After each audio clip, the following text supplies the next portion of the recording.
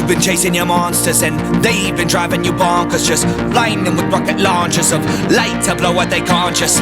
If you really wanna juxtapose and take a darker color with the blush of rose, and then you put it in your ink and watch it go, your mind is always open when your eyes are closed, because you're blind to color and you're blind to greed, blind to all the things that you don't need. Then you find a mind and then you plant a seed, then you nourish it a little, let it free. You're building it up, they're breaking it down. Wanna give up, keep holding your ground, turning it up and down to the sound. Oh, the sound of change. I can hear it now, the horns are playing, the victory sound. I live in the now, the sky's my home and I live in the clouds. Now I never, bound forever. It's June 25th, 2020 from Salt Lake City, Utah. Ladies and gentlemen, welcome to the Whiskey Throttle Show. I'm your host, David Pinger. With me, as always, Grant Langston, Donnie Bales. And today we've got a super special guest, Australian racing legend and two-time Supercross champion, national motocross champion, badass. Most Supercross starts ever.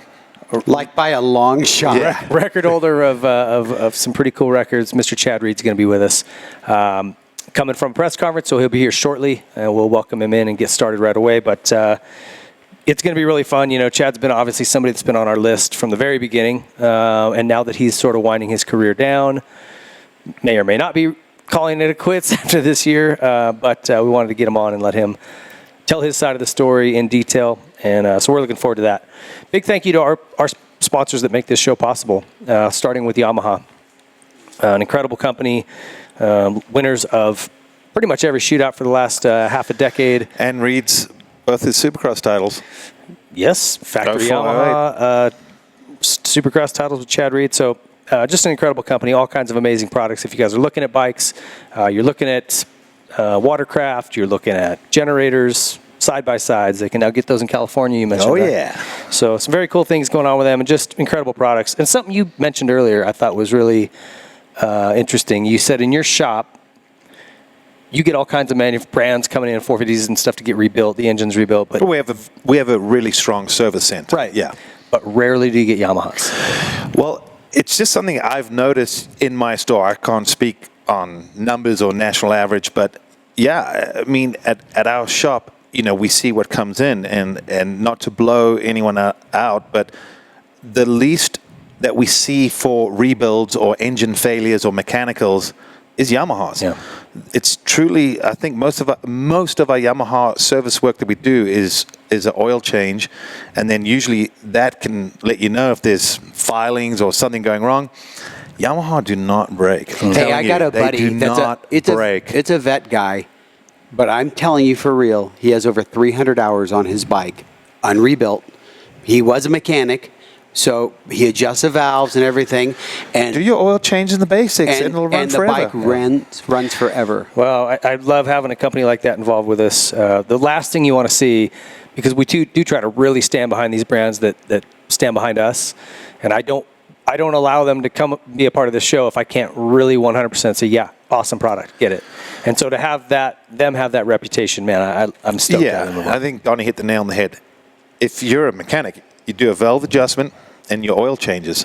Clean filters. Yeah, exactly. Air filter. Yamahas do not blow up. And one of the awesome things about this design, too, is that air filter stays clean way longer than down where the typical air box is. And it's so easy. So easy. Pop that clip, and it's a flat. Yeah. Hey, I know it's not. Even I feel like. I know it's not a dirt bike, but I have a 1990 Yamaha Superjet. I bought brand new, never been rebuilt. Yeah, it's amazing products. Yeah. Big thank you to Yamaha. PowerDot also, go over and check them out at powerdot.com. This has been an awesome time. If you have need for massage or chiropractic or physical therapy, and you haven't been able to do that through this whole coronavirus drama, these PowerDots have been an awesome supplement to that or replacement for that in a lot of cases. So for probably the cost of one visit, you can buy this unit and do that all as many times as you want throughout the day. So check them out, 20% off using our code. Method Race Wheels. Yep, Whiskey Throttle, no spaces, no capitals. Method Race Wheels, bringing you our front-end chatter segment. Those guys have been an awesome supporter of this show as well. You just got some on your truck. Look dope. Dude, I love them. Yeah. We were just talking about even up here, you know, Spencer, who we're staying with in Utah, he's like, I got methods. I love them. How's my truck look? It's like they just make the best stuff. They really do. Stoked to have them involved. Again, 20% Your truck looks good, dude. Your truck looks good with those new wheels on there. Yeah. I feel biased, but I said the same thing. Yeah. I'm like, that's a badass truck. 20% off your wheels using the code Whiskey Throttle. So go take advantage of that. Twirly Designs bringing you the timeout today, and those guys releasing a brand new D4 helmet recently. They've got a brand new air helmet that's out that is not price point, but it's the least expensive Twirly Designs helmet ever, and it's got all the same technology that keeps the SE4 so safe and makes it the safest helmet you can buy in the motocross world. Go check those out. You'll be stunned at what you can get into a helmet for these days over at TLD.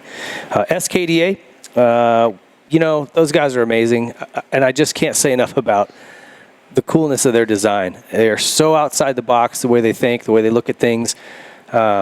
Just go have a look. Go look at their Instagram, SKDA. Awesome stuff. And 20% off our Whiskey Throttle Show graphics, which I really like. Adidas. Don't be addicted to your feet. Don't. Simple. It's very simple. You wear other brands with a little swoosh on them, you're going to fall on your ass. And you deserve it. No, okay. Pro Circuit. Big thank you to Pro Circuit. So stoked to have those guys a part of the show also. I love companies that invest in the sport. And I think Mitch... Invests too much? I think he invests too much. He just loves the racing. That's his passion. And they develop these products for racing. Their slogan is "We race." Seeing him at the practice track the other day, like he is super vested in watching and seeing and making sure what's going on the entire time. Oh yeah, it probably should be more hands-on with the business side of it, but it's like he just wants to make awesome parts and race. Yeah, he wants to that's win. It. Yeah, That's what drives him. And that gets passed down to consumers through the parts they make. They make great stuff. So thanks to Pro Circuit. Dunlop tires, simply the best. 53 in the rear, 53 in the front, 33 in the rear. You want the best traction you can get, buy that combo. I've had people ask me, is that really the combo? I'm like, try it for yourself.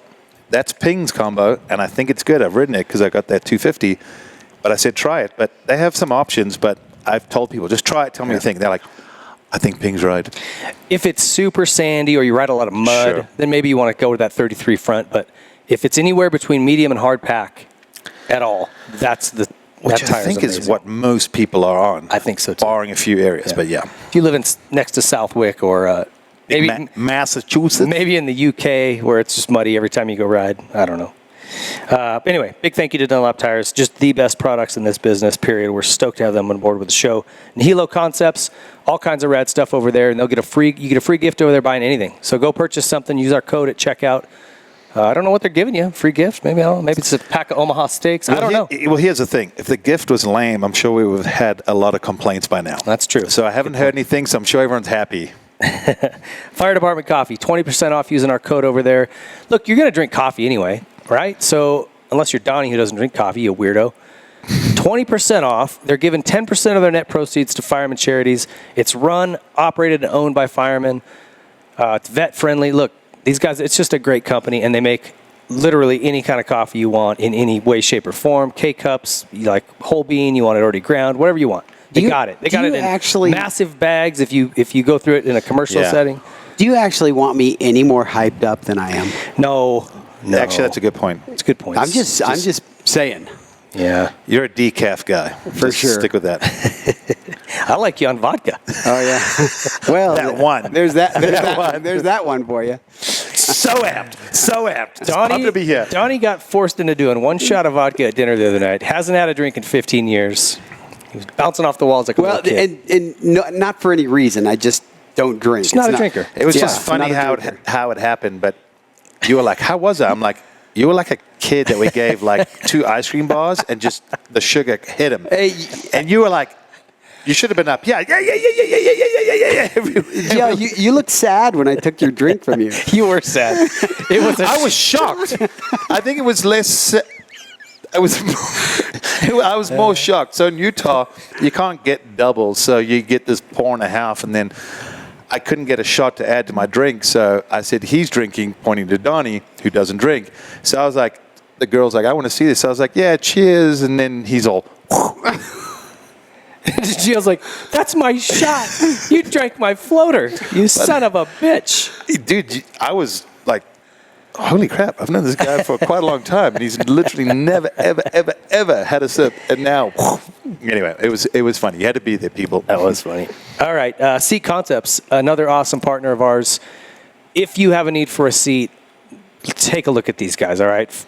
Amazing, amazing products. They've got different foams that are way more comfortable than stock. If you have issues with your stock foam, they make covers, they make bases. So anything you want. You can order a complete seat, wrapped up and ready to go if you want. Great products, great guys over there out of Idaho. Really, really stoked on their stuff, so check them out. Yeah. Specialized Bicycles.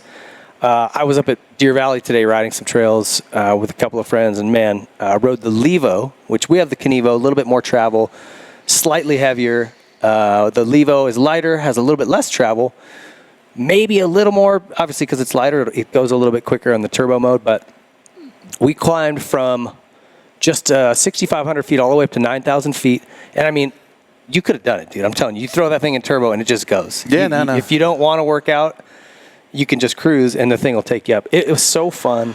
Well, that's what's funny is you hear about people, and I've heard people go, oh, you got the Kenevo, why didn't you get the Levo? I'm like, and different people like one over the other. And I said, I think the Levo has a little more of that traditional mountain bike feel, whereas the Kenevo, with that little bit beefier frame, it's got a moto feel, and I think that's why we love those. Yeah, and my buddy was riding a Levo SL, which is an even lighter version. I want to say it's 15 pounds lighter than the Levo.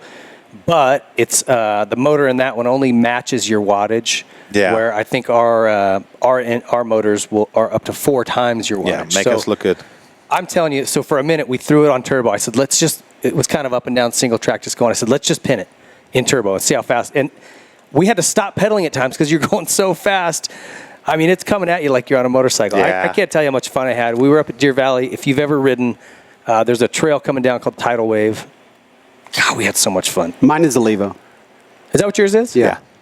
It's a very subtle difference between the Levo and Kenevo, but amazing bikes. And they got a brand new Epic coming out if you're into cross-country bikes.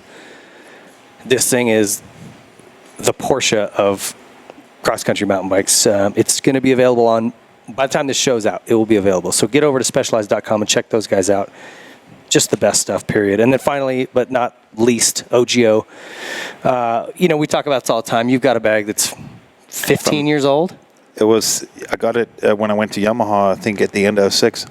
So there you go. 14 years, yeah. Almost. These things are so durable. Just simply the best gear bags, roller bags. I've got the same roller bags I've been using since I was racing.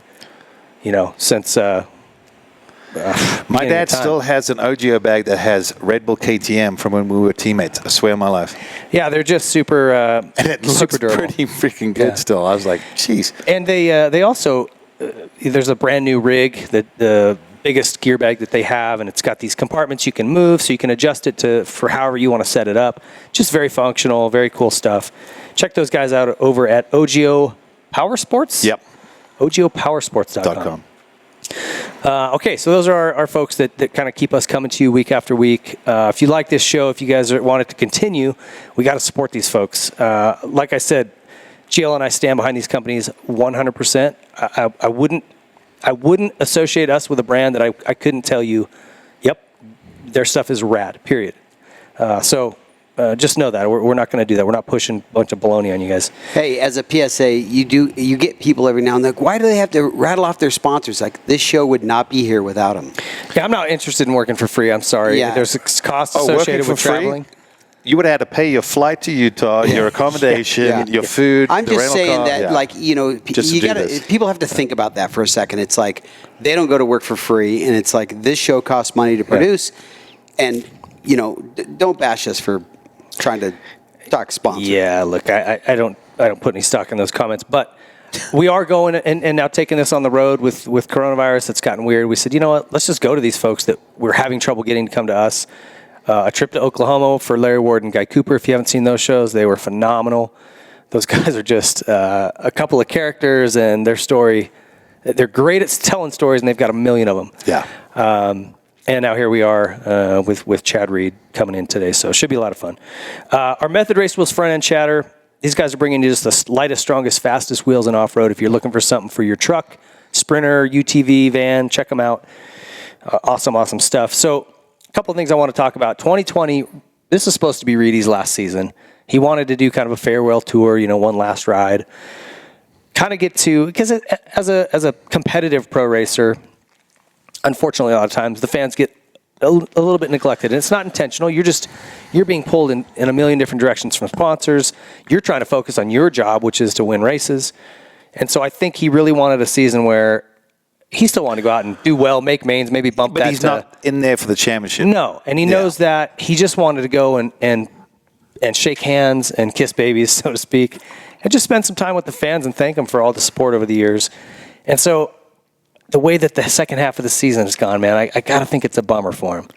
No fans. He even said, he goes, it's so weird. He goes, going into the stadium, it's silent. You can literally hear two people chatting up in the stands, and because you think about it, vibe, not only the sound of the crowd and that kind of buzz that it has, but you also hear the announcer talking over the intercom. You hear there's so many sounds, and when you think cheers and roars, and then now you're racing, and it's just hey, they should silence. have like a laugh track, like they do, on sitcoms, just a laugh track of noise, canned laughter, canned laughter. That would go down well. Guy just eats shit, and you just put the laughter.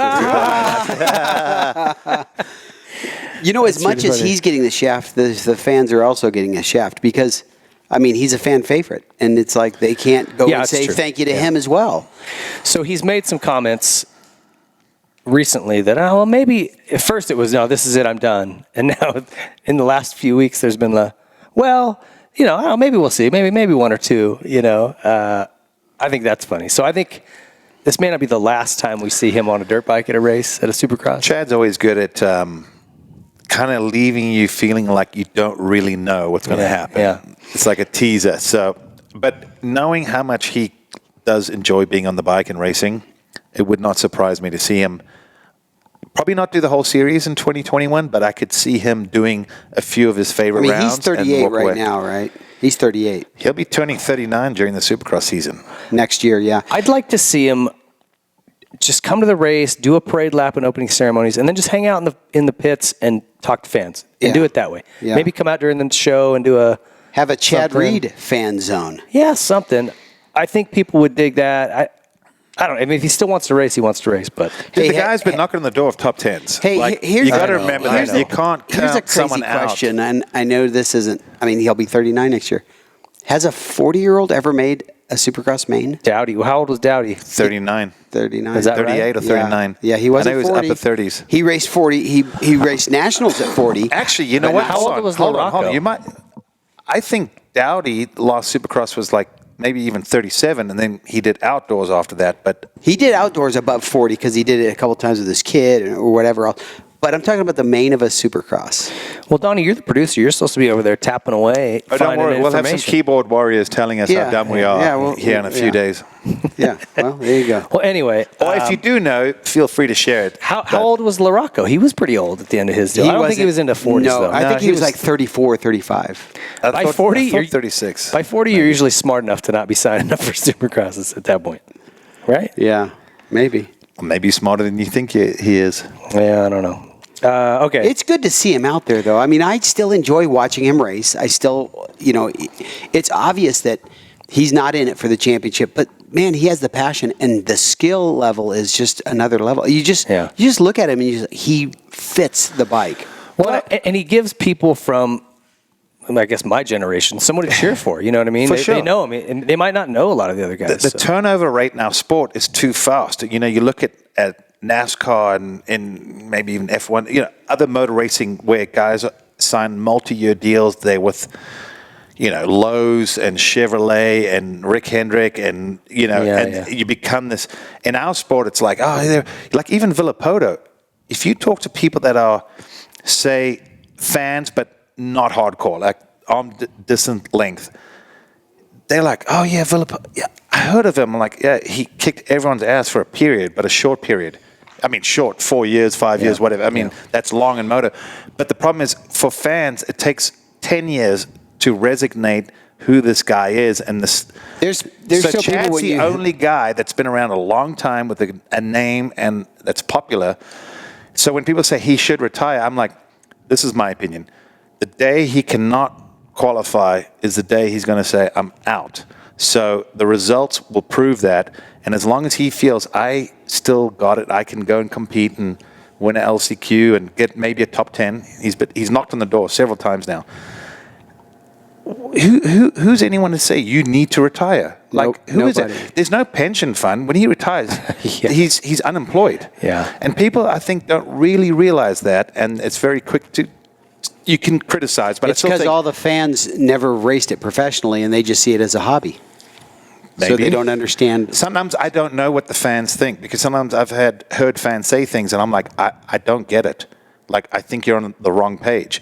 But they're fans, and we're there. You know, we're on the inside, they're on the outside. I'm not saying they're clueless. I'm just saying I don't know the ins and outs of being a fireman. Yeah. I've talked to you, and I hear stuff, and I'm like, wow. You know, so you don't just put out fires the whole time. You're like, no, man, we're picking up OD'd people on the sidewalks. You know, like, I'm like, well, I didn't know that back in the day, but over the years I realized, oh, fireman is just a name. There's a lot of things that come with it. Chad Reed's an athlete. There's a lot of things that come with it. And if you can make money, please fans, and do your thing, who's anyone to say you shouldn't be allowed or shouldn't be out there? Yeah. I've heard he's taking someone's ride. I'm like, oh, really? Who's taking the CR22 ride? Yeah. No, that's you know, we can go around, but anyway. Well, I either way, I can't see Chad Reed just disappearing next year. So even if he's not racing, my guess is he'll be there in some capacity, kind of mingling with the fans. I'm sure a lot of people would appreciate that. Okay, well, one other question. So this has gone around a bit. Could this new format, where we pack multiple rounds into a shorter period of time, be something that we see continuing in the future? Yes or no? I don't see the logistics and the numbers, so I don't know the Feld runs Supercross like a business. So a Wednesday night race, I mean, they have baseball and basketball, I believe, during the week and all that, and they get crowds. We've never really done it. Could this be is this the, I always say, for every action, there's an opposite reaction, and we've had COVID, and it's changed things, but I believe it's going to change certain things in our sport permanently, or meaning that's going to be the way it is. They're not going to get a radar gun on the forehead every time you go into a race. Well, listen. I mean, here we are, middle of summer already. They're expecting another wave, likely just prior to the election. Is what I imagine. How do they know that? Well, who knows? I'm not getting into all that. But what I'm saying is, I'm just asking. Do you think that that's a stupid question, Donnie? Yeah, don't be an idiot, Donnie. Do you think that by January it's all good? No, come on in, 60,000 people. Come on in the stadium. I don't think so. Yeah. I think there's going to be things still lingering on. Lasting repercussions. And so I'm sure Feld is just yanking hair out by the fistful trying to figure that out for next year, because they've got to start booking stadiums and getting it figured out. But I mean, even like the Nationals, Amex Sports, at the moment. Yeah, that's really tough. 2-round series at the moment. They said there's more to come, but you kind of go, well, there's got to be more. But at the moment, it's Ironman and Florida. Now, do they possibly just lighten capacity, right? Where they go, okay, Anaheim holds 45,000 people. Well, now we can only have 22,500. Yeah. And that's it. So here's the question. And now, and by the way, those tickets aren't $100 anymore. Now they're $200, by the way. That's an interesting point. If that's the case, then you won't have the other 22,500. Yeah. That's an easy way to mitigate it. Well, listen, there, yeah. Like, I don't want to bash on Anaheim, but if you buy a ticket at Anaheim, their top ticket, it's way more expensive than the one in San Diego. Is that right? Oh, yeah. Yeah, it's supply and demand. Supply and demand. I found those people at Angel Stadium to be dickheads, if I'm just being real honest, for a couple of different reasons. Nothing to do with Feld. I mean, the stadium owners and people. Yeah. Very rigid. Anyway, that's neither here nor there. My point is, that was a little he just had to get that off his chest. I've had a couple run-ins with him over different things. So have I. Hasn't everybody? But my point is, what is the amount of money that Feld pulls in from the gate, from butts and seats? Is that a big part of that component? Here, let's see. Does it offset if Feld can say, okay, we're going to do 3 races at Anaheim. It's going to be one on a Friday night. We're going to do one Sunday evening. Maybe it starts a little bit earlier, and then we'll do one on Wednesday. Then it's going to go to wherever the hell it goes, and we're going to do 2 rounds there, a doubleheader. You know what I mean? You could shrink the series down to a much shorter time, which is good for the industry, right? Gives riders a bigger break either before the Nationals or whenever you want to put it. Think of the cost savings for Feld. You are going, instead of going from Anaheim to Phoenix, San Diego, here, there, you just keep everything in one place. You're not buying those people tickets. You're not shipping stuff around. Everything stays in one place. You can save a ton of money there. But wait, they can also... It's $2 million plus for filling the stadium with people. Okay. So I don't know any of these answers, but I'm saying, what is their cost of trucking the dirt in every weekend, trucking the dirt out? Parking is another $700. Flying everyone in, flying everyone out. So let's say about $3 million between parking and people sitting in the stadium. They don't get all of that. A lot of that's going to the I'm just saying that revenue, somebody's going to be missing that revenue. If the key component to their income is merchandise, that's a problem. Merchandise, ticket sales, and parking, which I don't know if it is, then it's, I don't know, you got to weigh listen, it. But if a lot of it is TV, well, now who cares about the fans? I got an idea. Every seat gets a webcam, and you buy your webcam seat, and it's like you're sitting there in the stadium. That is stupid. That is the dumbest idea I've ever heard, Donnie. Well, I just saw these people sitting in the stadium with their cardboard cutouts. I thought, why not add a webcam to that? That's actually not a terrible idea. And moving forward... it is. It's going to be a worse view than just watching the TV broadcast. Yeah, but what if you could scroll it? See both. And what if you could in. see both? You could see the TV, or you could see the perspective like you're there with VR, with those VR goggles Hey, on. look, I'm in the shitty seats up in the nosebleeds. You can have a very... Look at my view. You can have Let me look around. I see nobody I know. You can This have is awesome. You can have a virtual fight with somebody that's drunk. Oh, my All right, God. now you're reeling me in. Yeah, Now it's a all right. VR thing. Yeah, I like that. let me throw this back. Who am I fighting? Who am I fighting? Hey, that Where's this guy? That guy looked at your chick or something. You get into a big fight with This is him. not my chick. It's my buddy. But anyway, I still want to fight him. Watch this. I'm going to pour my beer down this guy's back. All right. I'm And telling next you. thing, the webcams. Yeah. I'm telling you. Hey, you can order hot dogs Hey, and nachos. the dude in front of you poured your beer on. He's suing you for a new webcam because you just shorted it out. Hey, when you order a hot dog, DoorDash shows up to your house with those crappy. It just keeps shoving it into the lens. Yeah. So it feels like he... That's great. Well, All right. I Anyway. think there's something. I think you might see something to this. I don't. Maybe it's double headers only. I think double headers you'll see for sure. Friday night, Saturday night. Yeah. I think, especially if you're going to have to minimize, like, look at the planes we flew in here on. No middle seats are full. Hey, but you could do like a Saturday with half stadium filled and Wednesday with nobody, or something like that, where, Well, but you could do Friday night, Saturday night. You could, yeah. Half. You just you put a space, every other seat. Well, let me ask you another question. Are they Because gonna... that'll definitely cure the virus. No, then no one can get it for sure. So this last week, it does not look like they changed the track at all, basically. No, that was weak sauce. Someone told me for the last 7 rounds they came up with 5 track designs. Right. Why not? What's the difference between 5 and 7? Well, were you out designing them on a napkin at a bar and you got forgot drunk that- enough? You know what? We've Five's got good. Five's We good. don't need 2 more. No one will notice. Track was exactly the same. Hey, last how about year. that one corner? The ruts were exactly the same as the week before. Yeah, it was deja vu. That's exactly what I was saying. I was like, what? I'm like, no, this was last race. I did The new one's coming on. For a second, I thought we were watching the race before. I'm like, wait, is this a rerun? Yeah, I think our house guests up here, they enjoyed our commentary. Yeah, well. All right. Maybe his mom, not so much. No. But That's our Method Race Wheels front end chatter. Big thanks to Method Race Wheels. Hey, get over to whiskeythrottleshow.com. Check out our website. It's new. There's a couple glitches with a couple things, but we're working on it. And we've also always got cool photos and video. At Coops, we did a walk around through his race shop, like the kind of museum he's got. At Larry's, we went through his whole Stonewood Ranch. So you can check that kind of stuff out. Photos that are out of their scrapbooks that no one's ever seen. We try to post those on our Instagram page and also share them on the website. So check those out. And also, Mad Skills Motocross 3 is out. Get over there and get that. And pick up some merch. You can do that at whiskeythrottlemerch.com or on our website. There's a link to it. Well, this isn't it. I guess I pointed the wrong thing. But like this hat, we've got Mike Metzger's new design T-shirt, which is super rad. A bunch of race team tee, we call it, with all our sponsors. Or just different shirts that just have the logo, different well, colors. like a hat at least. Yeah, so all kinds of stuff. Go check that out. And we've got Chad Reed here. He's showed up. We're going to sit him down, and we're going to get right to this. He's on a time crunch, guys. He's got in-between press conferences, so we've got to hustle. But let's get to his interview. So, Chad, let's jump into your questions, man, and your show.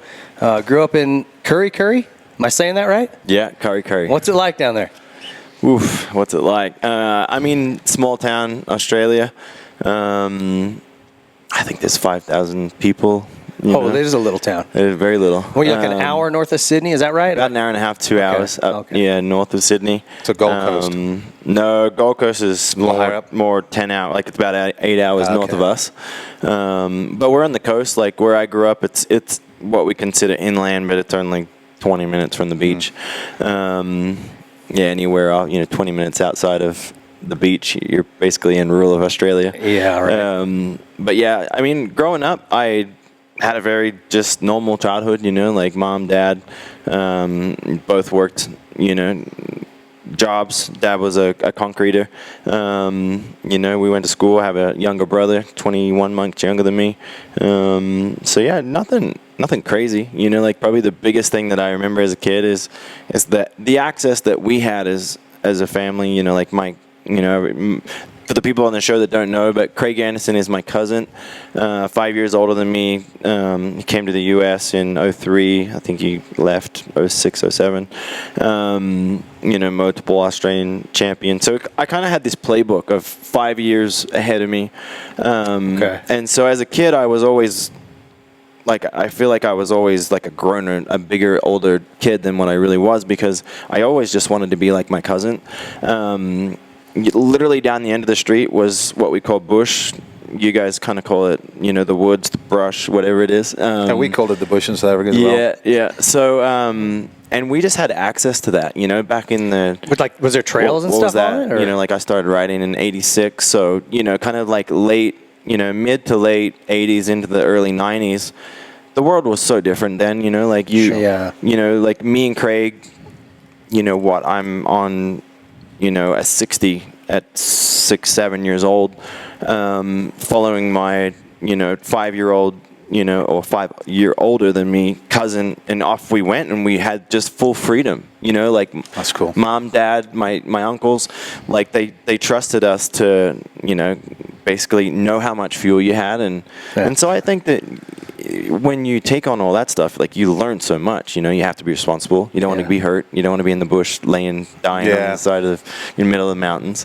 Can't run out of fuel. We'd done that, once, and you only do it once. So you only do it once. And and then we had a track. My dad was worked for the council and was doing concreting and stuff. And then Craig's dad was with the backhoes, tractors and stuff like that. So amongst the two of them, we had equipment, and then we had access to dirt that would come out of driveways and pathways, and so we would like dump that in the bush and literally shape it up with my uncle's backhoe, and so we kind of over the years just formed these tracks in the bush that were mine and Craig's, and the world knew about it, and they become, even still today, they're still there. It's pretty fun. So I assume Craig lived in Curry as well then. Yeah, I'm going back a little bit. You guys, it's kind of known that I'm Curry, but I actually grew up in a town called West Wallsend. That was 10 minutes, 20 minutes over the other side of the mountain. But it's all the same thing. So what? In the big picture. I've had not spent a lot of time in Australia. When you say the bush, I go into like National Geographic history of, I'm picturing desert. What's the bush desert, like? What is it like? The hills of where I grew like up Beaumont, is where we would go ride, like that kind of stuff.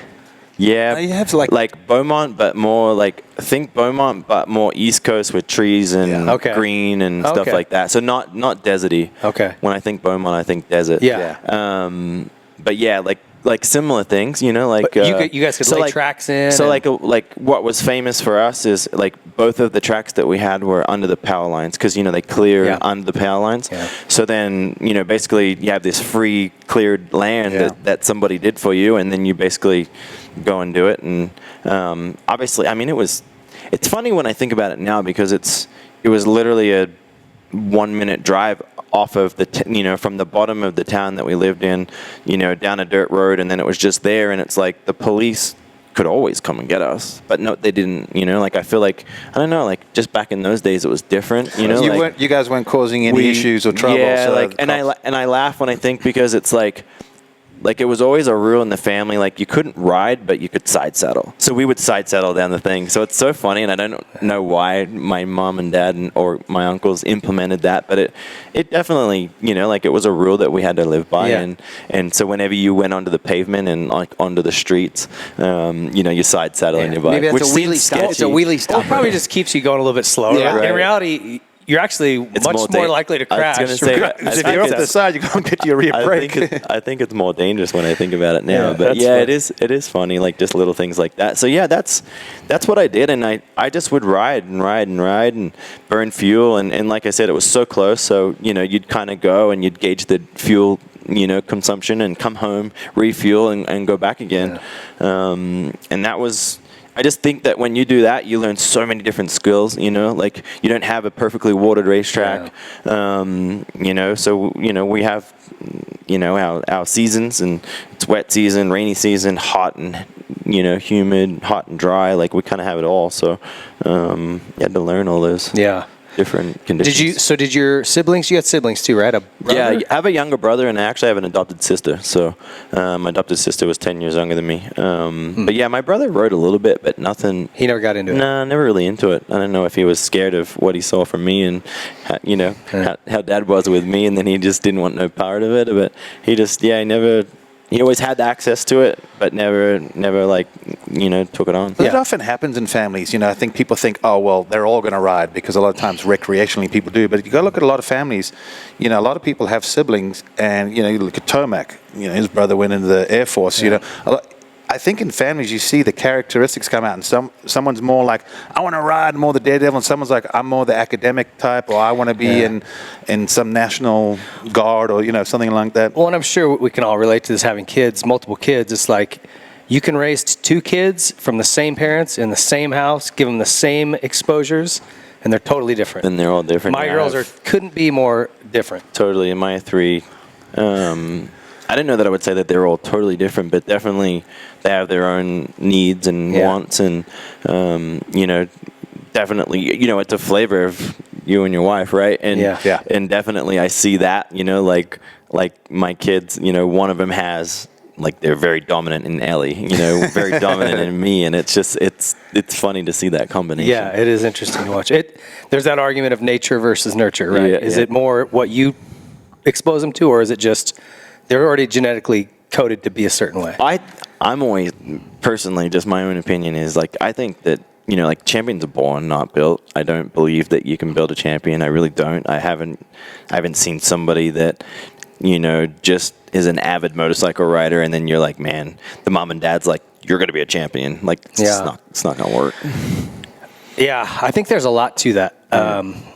You have to have the genetic predisposition to whatever sport it is, right? If you're playing basketball, you can't be 5'7". I'm not going to make it in the NBA. None of you guys are either. Don't laugh at me. I can't shoot. Forget my height. I can't even shoot. You want to be a good free throw thrower. Oh, my goodness. But you also have to, you know, I think there's a lot of truth to people that grow up with a lot of money don't necessarily get as far because they haven't had to dig deep to work for stuff. They don't appreciate stuff as much as maybe somebody that's, I mean, it's a common thread through a lot of athletics. When you watch these professional athletes that really excel, they came from nothing. And they had to work so hard, they just kept that work ethic going, you know? Yeah. No, it's true, and I see it in my own kids. You know, like, my kids live a very different life than I lived as a kid. You know, and I don't think that necessarily has to be a bad thing. It's just just very different. Yeah. Sure. Times are different as well. Times are totally different, and it is. It's like you look at me and my brother, and it's like I was never forced to do this. You know, like, it was just you're driven. Yeah. And that's why I'm a strong believer that you're champions are born, not built. Yeah, that's it's a super interesting topic. What was your first bike? First bike was a PW50. Oh yeah. Yeah. I think that's where started a lot of people. Yeah. The red and white one. Yeah. So obviously you were looking up to Ando back then. Was there other Australian guys, or were you looking at racing in America or Europe? And so, like, from the grassroots, like the early stages, obviously my cousin was who was in front of me, I was getting to see, and then obviously as we progressed through the amateur ranks, we found friends and families and things like that. So then there was actually an athlete called Joel Elliott. He actually passed away here in the U.S. 94ish, I think. He was Australian champion. Probably would have done what I've done. Really? I think he was that right? He was that good. What happened to him? Came here and actually had a brain clot and passed away. Jeez. Yeah. Actually, Clint Berry. You know Clint Berry, right? Yeah. Was his mechanic. So Clint. You're kidding. Clint never went home.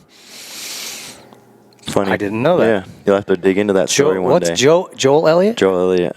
I'll have to look at that. Yeah, That's really interesting. So, so anyway, the Elliott family we were very, very close. Joel was a little older than Craig, so it was kind of like that playbook that was even a little deeper. And I remember going to his house and, like he had his number one motorcycle, and it's kind of like, I want one of those, when you get to keep your championship bike and things like that. So, and obviously he was, he was probably 7-8 years older than I was. So at that, when you're so young, that's a big gap. Yeah. It was funny, just like he was in a different phase of his life and everything like that. And I was just this little kid looking up to him, wanting to go to his bedroom and check out all his shit. Yeah. Well, I always ask that, like, who kind of your local heroes were, because I think it's, as you get better, then you start to look out, like, you broaden your horizon. Yeah, okay, well, I can win locally. Well, now what's in Australia? It starts locally, yeah. Like, I think it was Joel, Craig, then, and back in those days, it was more the guy called Glenn Bell, Craig Dack, who runs Yamaha team, these kinds of people.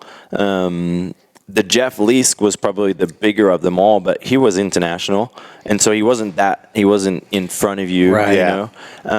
So it was kind of like later in life that I learned about Jeff and what Jeff was achieving, things like that, and he was in Europe, and Europe was just such a different place than what television was for Supercross, and I think that he was 86, 87 was when he's kind of run, and I'm 5 years old at that point, 4 years too old. young. So I think you're so young at that point. So he'd already kind of like, I think, kind of like he's, I shouldn't say his career was on the downside, but he'd already kind of achieved the maximum. So for me, Jeff Leask wasn't the name. I learned at an older age, what he did and what he achieved more than when I was kind of coming up through the ranks. Yeah. So was there a point then where you were, and I thought this was interesting because you were a top amateur at a point right over there in Australia. And then when you moved to the expert class, you skipped 125s. Is that right? When I went to pro. Yeah. So then, why? How did that happen? So my thought process was always like, I always looked at Australia, and it can always come across wrong, but I looked at it as Australia as like it was never my place to want to be. Like at that point at 15 years old, like I already had this massive goal of I'm going to America. Like that was it. Is that right? Like Jeremy McGrath, me, America, that's it. Like what year would that have been? So like 99, like 98? I think like I'm on 8. No, I went pro I was already pro. So like I would say that like my desire to go take on America and like just fully fixated on becoming Jeremy McGrath, racing in Anaheim Stadium. I would say I'm, because back then we could race Supercross at 12, That's full Aussie right there, man. Yeah. So like, see, like now, like if you're looking at current generation Supercross, how there's the 50cc class, back in those days they had what they called junior 80s and junior 125, which is amateur 80, amateur 125. And so we got to do, we got to come and be a part of the big show. Yeah. We would do practice prior to them, and then they would do their practices. Then we would do a qualifying race, and then they would put us in. The 80cc race was before the 125 main event pro class, and then the pro 125s would race. Then the 125 juniors would race before the 450 class, basically. And they wouldn't change the track? No. We just... So as an 80 rider or a junior, you're riding the full Supercross. Full everything. No restrictions. None of this generation where you jump in the triple. If you want to jump triple, I'm gonna say, launch jump. Then it was like, you jump the triple, you're going to win. Yeah. So you got the feeling of this big stage, like they did a podium, like we back in those days, it's so funny to remember it. But like back in those days, they had the the flatbed semi trailers was the finish line. Yeah. So they would put, I think, 2 or 3 of those down and put dirt on the front, dirt on the back, some plywood on top, and that was the finish line. In Melbourne Tennis Centre, one of the biggest venues in the world. Yeah. We'd race Supercross there. So from that age, you're getting to thank sponsors, you're getting to talk to the crowd, interact with the crowd, getting that atmosphere from 12 to 15 years old. So at that point, I'm sold. And so to get back to your question so I moved to New Zealand when I was 15 at the end of '97. Oh, I didn't know that. So basically, I couldn't go pro until March. March was my birthday for turn 16. So basically, what do you do from December to January kind of thing? Like I was already signed to go race the big bike. I was going to race the 252 stroke. In Europe? You'd already had that done? In Oz. Oh, in Oz. I see what you're saying. So this is when I'm first going pro. Gotcha. And Suzuki, right? Suzuki, and I convinced them. I'm just like, I don't want to race a 125. And they're like, kind of like, that's how it works. And I'm like, I don't want to do it. Like, just put me in a big bike. You just were so driven to get to the top level. Like, I just wanted bare minimum. Like, I wanted to win. I thought I could win. And it's funny to think about it now because you're just like, as a 16, or actually really as a 15-year-old kid, that like how much I bet on myself, and like it doesn't happen these days. Like now you've got these 5 to 6 year amateur contracts that guarantees you said years, and I think it's so dumb and lame. It's everything that's wrong with our industry right now. Well, we'll talk about that more. But you did the same thing when you came to the U.S. I remember you were not happy that you had to ride the 125 class back then. Yeah. And I remember thinking, God, this guy's pretty cocky, like coming over here, You only did 1 year in the GPs, right? I was the cocky Vegemite eating kid, right? Yeah, I wrote that. I really did. But to your credit, you went out and fucking backed it up, dude. Like, it was impressive. Even what year was it? What year were you riding East Coast? 02. You did some West Coast rounds. On 250. And I'm like, this guy's pretty damn good. Like, maybe he doesn't really need to ride the 125 class. I was really fortunate. I remember watching him qualify for one of those. I was like, dude, like literally, stupid American. Like, where the hell did he come from? All of a sudden, this guy's like as fast as everybody else. How did that just happen? I'll be the first one to admit, and you make a joke about it. I wrote some shit about you. Still remember that? I wrote some shit because it just wasn't. You write shit about a lot of people. Well, I did, especially back then. I try not to be so abrasive anymore, but back then I didn't care. But when are you not abrasive now? Shut up, Donnie. Okay. Anyway, he's improved. It just wasn't no one had done that really. Like nobody came out of amateurs and just jumped into the 250 class. Even Bradshaw, you do your time and prove yourself, then you move up. Yeah, and I think the misconception there is really that like I was obviously voicing that, hey, I want to go to the big bikes, and more just voicing that, like that's where I want to be. Yeah. You got to tell people your goals, and it comes across different. It just came across different. But what people don't understand, or at that point in time, like I'd already gone pro in '98. I was 99 Supercross champion on a 252 stroke. I was 2000 Supercross champion on a 2-stroke.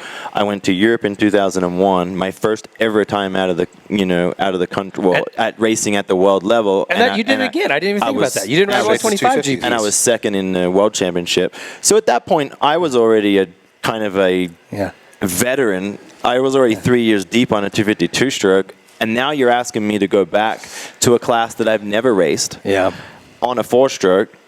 And so that's how it was in real time for me. And I forgot about Europe. Yeah, you didn't go to the 125 class. No. Straight to 250 GPs and competitive. Yeah, and I don't know why I just sucked on I was fine when I was on as an amateur because you don't know any different.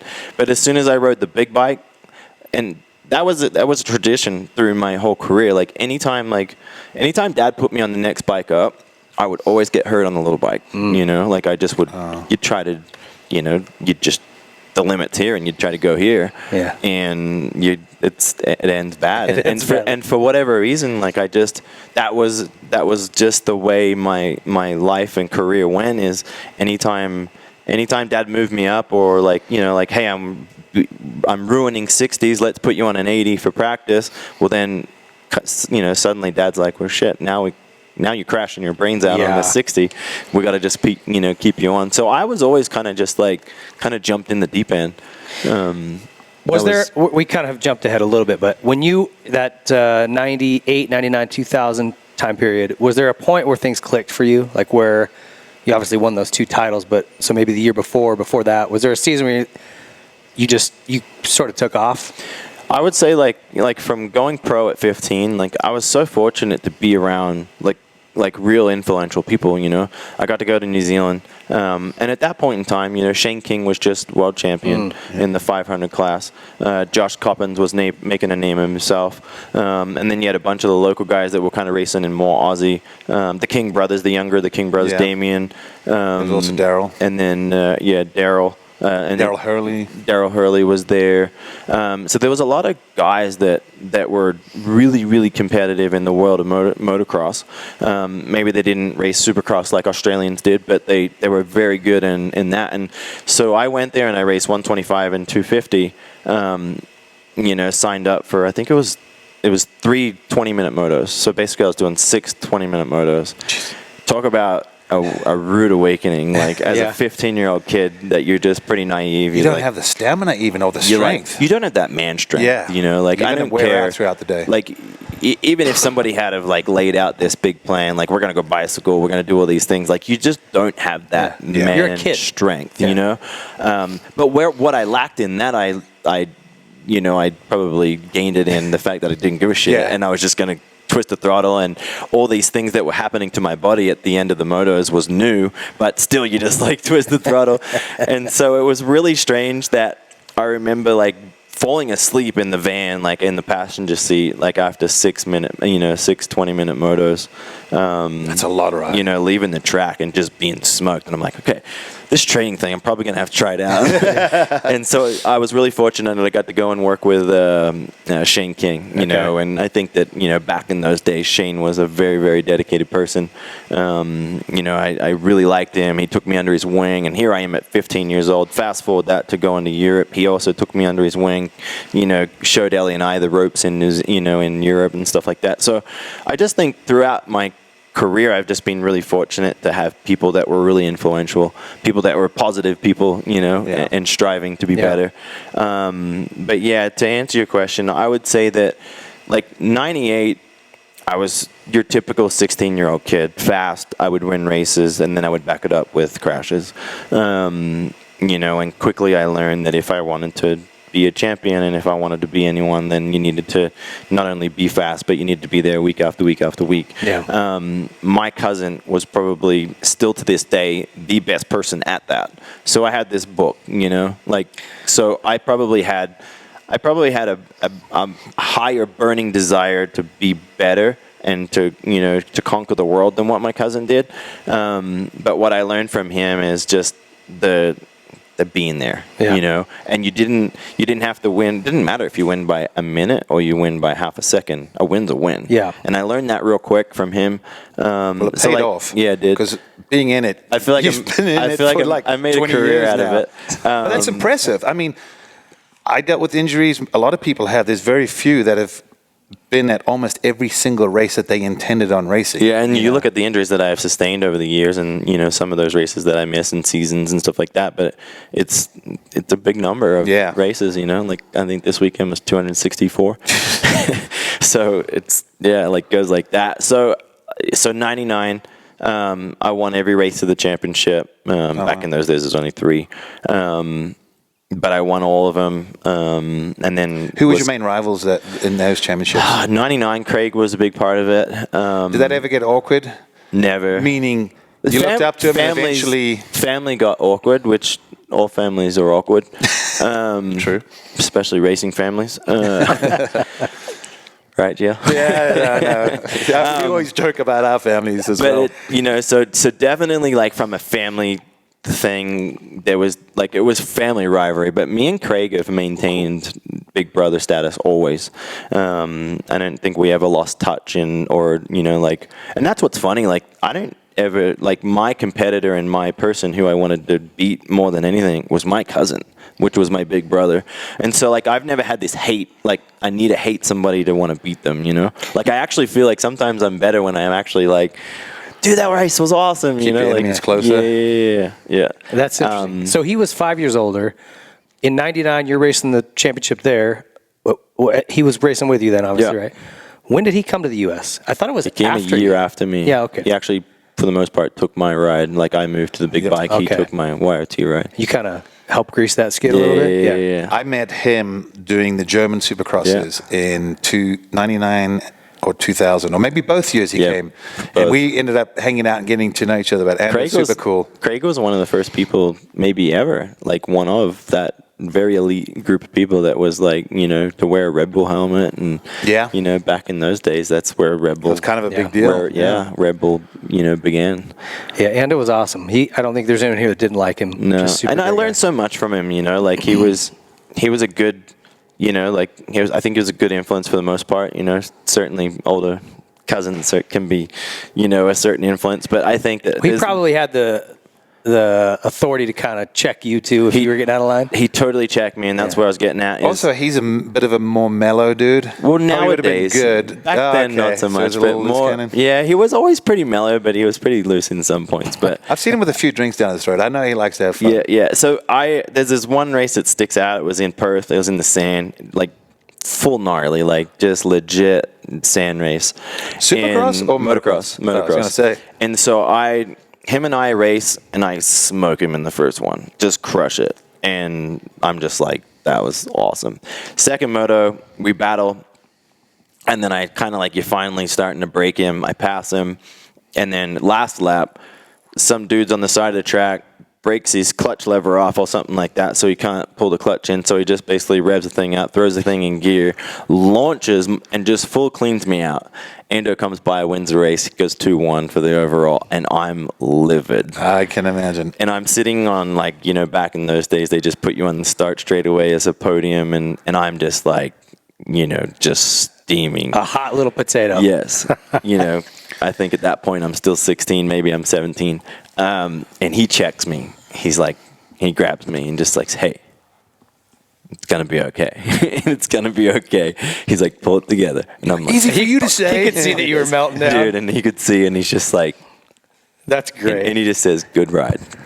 And that was it. And it's kind of like, it's always stuck in my mind that it's just like, he fully checked me, had my back a Basically, little bit. he knew you well enough, he could see the frustration. And we had that respect. You know, we really did have that respect. I mean, at that point, he respected the fact that, you know, like I pretty much put it to him that day, and but it was good. It was just one of those moments, that's just a rare moment that you know, that kind of changed you for your choices in the future. Sure. That's awesome. At least 99, I don't remember 2000, but there was a lot of Americans coming down, right? Phil Lawrence was coming to almost all of them. I came down, actually, it's the first time I met you. I came down in 99 to Sydney. Mm-hmm. Phil Christensen was the promoter. Yep. Awesome guy. So he had some start money set up for me, and then there was a little bit of purse or whatever. I come down, dude, I had coronavirus before there was coronavirus. It was coming out both ends of me. He took me to a pharmacist, got whatever meds, you know, it was totally different stuff down there. Like, you can't find Motrin and... Same but different, right? It's just so he's like, take that. I'm like, I don't even care. Like, whatever you got. I'm dying. And I tried to ride practice. I'm like, dude, I can't. Like, I'm going to die. I'm dizzy. I'm seeing spots. Like, I'm about to crap my pants every time I flex my stomach. And he was still cool, paid me my start money. I'm like, dude, I feel so bad. I said, I'd come sign, but then I'm going to get everybody sick. Like, I don't know what you want me to do. You know, if he would have said, I can't pay you, I'd have been like, I get it. And he still did. I thought that was super cool. So if he's out there listening, awesome guy. But I remember right when we got there was like an autograph signing thing. And Jay, who's the Suzuki guy? Jay Foreman. Yeah. Yeah. He kind of came over because I was riding a Suzuki at the time, and he's like, yeah, that's Chad Reed. He's like our young up-and-coming guy. And he even goes, he's real cocky. Even he said that. Jay knows me best for sure. Like Jay was like my dad. Was he? Yeah. So when obviously I was a Suzuki amateur kid, and you know, I think Jay took over the Suzuki program in '96, I think. So basically '96, '97, and then into '98, '99, my first 2 years of pro.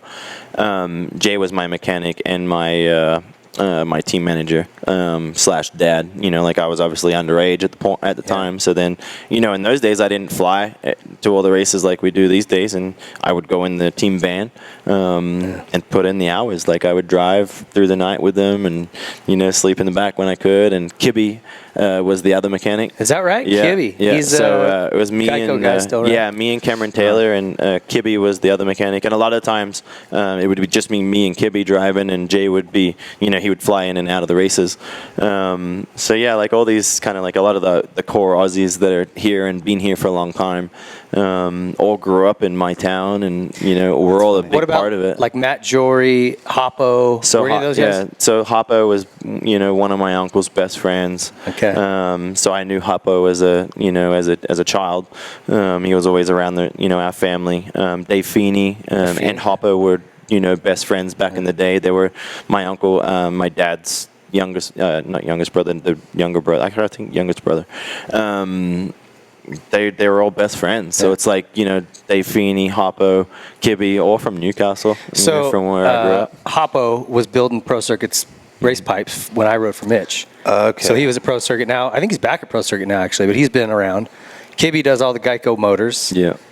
Dave Feeney is Osborne's mechanic. Mm-hmm. These guys have embedded themselves. Yeah. And we all grew up in the same town, basically, essentially. So, and funny that like a lot of those, you know, Dave Feeney, Hoppo in particular, and then Kibby being a big part of like my, you know, there was childhood, and then there was that, you know, pro level, and it just, it's funny. So like 2000, I would say 2000 was probably the year that I became a little bit more responsible.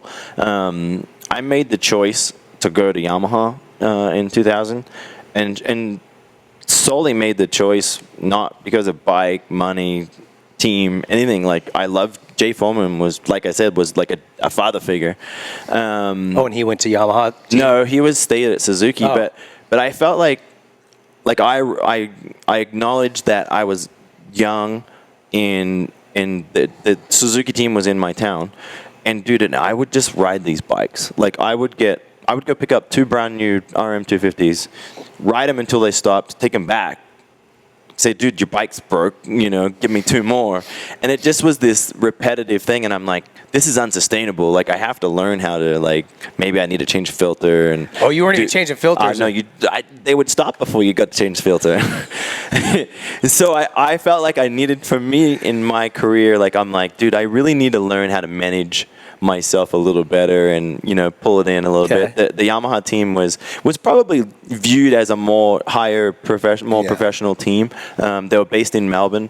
You know, at that point I'm turning, you know, 17, 18, you know, wanting to probably venture out away from home more, you know, so I got to go spend time in Melbourne, and you know, spend it with the team, and so I think that just helped me grow as a person. Sometimes you just need change. You need to you get stuck in a rut, and it's like, you know what, for the life of me, I just want something different. What kind of money can you make at that point? I mean, not exact figure, but I mean, are you making a living? I'm not worried. Okay. My first pro contract was $5,000 in Australia. In Australia. So 19. Hey, my first pro contract was for free. Yeah. So bonuses. So 1998 as a pro 252 stroke factory Suzuki rider in Australia, $5,000. Wow. My first Aussie car, or US? Aussie. My first car cost me $5,000. So I bought a Toyota Hi-Ace for $5,000. So that's Hi-Ace. It's Nice. a wash.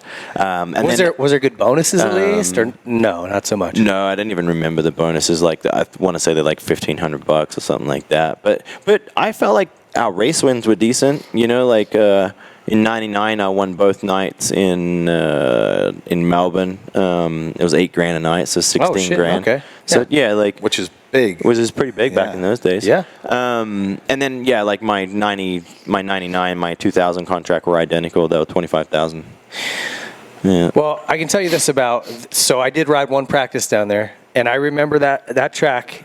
It doesn't surprise me that you guys are good at Supercross because it would be like a smaller arena. I don't remember what the stadium was back then.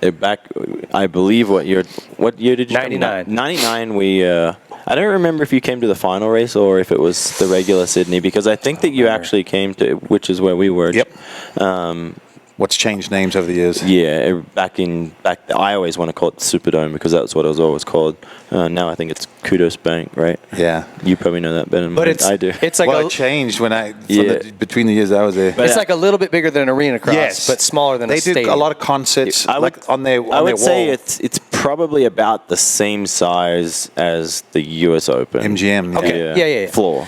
So I remember bigger stadium, but floor space, I would say, would be MGM Grand. There was when you walk down the hallway, they had Rolling Stones had been there, and all the big bands and concerts over the air. It was built for 2000 Olympics. Okay. Yeah. Sydney Olympics. Well, I remember there's a 180 up against the corner of the stadium, and there was just enough room to hit this triple that was freaking from stadium to stadium. I mean, dude, it was everything from one end to the other. From one end, dude, I'm telling, and he ain't lying. Everything you had on RM250 to clear this triple. Yeah. And they were peaky. And talk about, it's not like these days. It was like this. And when you land, you better be on the brakes or you're going into the pictures. You would jump the entire length of the stadium. And then the finish line was a tabletop with a single after it. And that was scary so stuff you can't even, you're like, I don't know. You're doing the tabletop he's talking about is the flatbed thing. So picture a semi-trailer that's built up and then just this random single that shouldn't be out there, and somehow people go, oh yeah, let's jump that. And so and listen, this single is 2-3 feet high. Even if you grease it, it's a hard landing. So if you case it, you're head first into the stadium wall. Yeah. Well, and we ain't talking about 2020 modern day Supercross suspension back in those days. I just thought these guys are nuts, man. These Aussies are wild. But anyway, so it doesn't surprise me you guys have technical skills because you had to. Now imagine riding that sick as a dog, dude. I was like, right. Oh, God, I'm going to die. Yeah, and that style of Supercross track is what we started when we were 12, Started riding that at 12 years old. That's why I was asking. You're out there in the 80s or in the novice class. Trying to blitz whoops at 12 years old was awesome. Mm-hmm. So, all right, 99, 2000, you win those titles. How do you get connected with Jan de Groot? So 2000, there was a MXGP in Broadford, Australia. That's right. 500 GP. Okay. I was really fortunate. I think back in those days you had to be, 18 to ride a 500. And I think it was the week after my birthday, so I was able to race it. Otherwise, at first we were kind of like, I'm not old enough to race it. So yeah, I raced a 426 maybe back then. I think I raced a Yamaha 426. Probably. Okay. Anyway, I did okay, but I wasn't the Australian standout. Like McFarlane whole-shotted and led most of both motos. Bernard was second, third, fourth for both motos.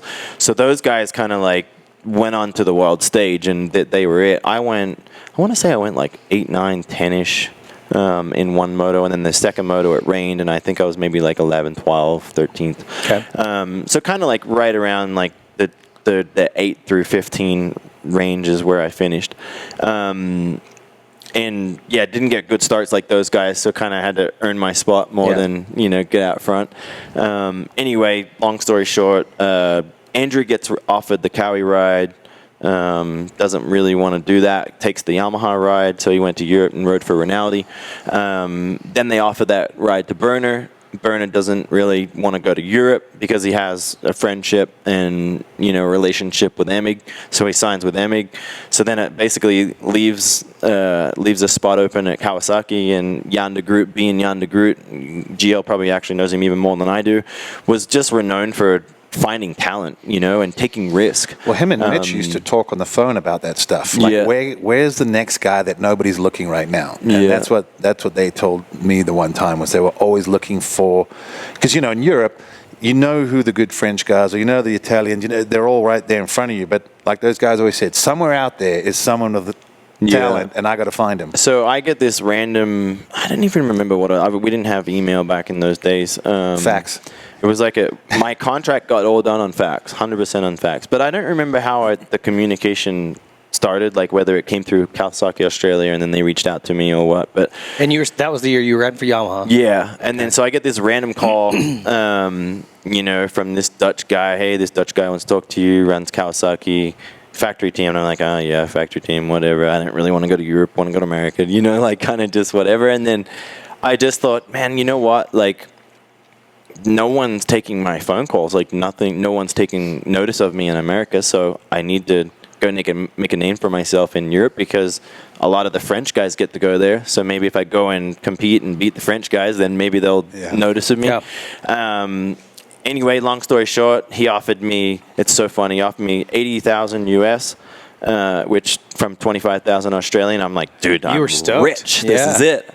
Life, I could retire at that point. I got that. Did you remember the first time you looked at the contract? You see the numbers? Awesome. Did you do a little happy dance? It was 80,000 US, which is what I remember most, just because US was like all of a sudden when you're talking US dollars, it changes the game. It does. And then I had it was like 20,000 Dutch, whatever it was. Guilders. Was it Guilders Dutch back then? Guilders, yeah.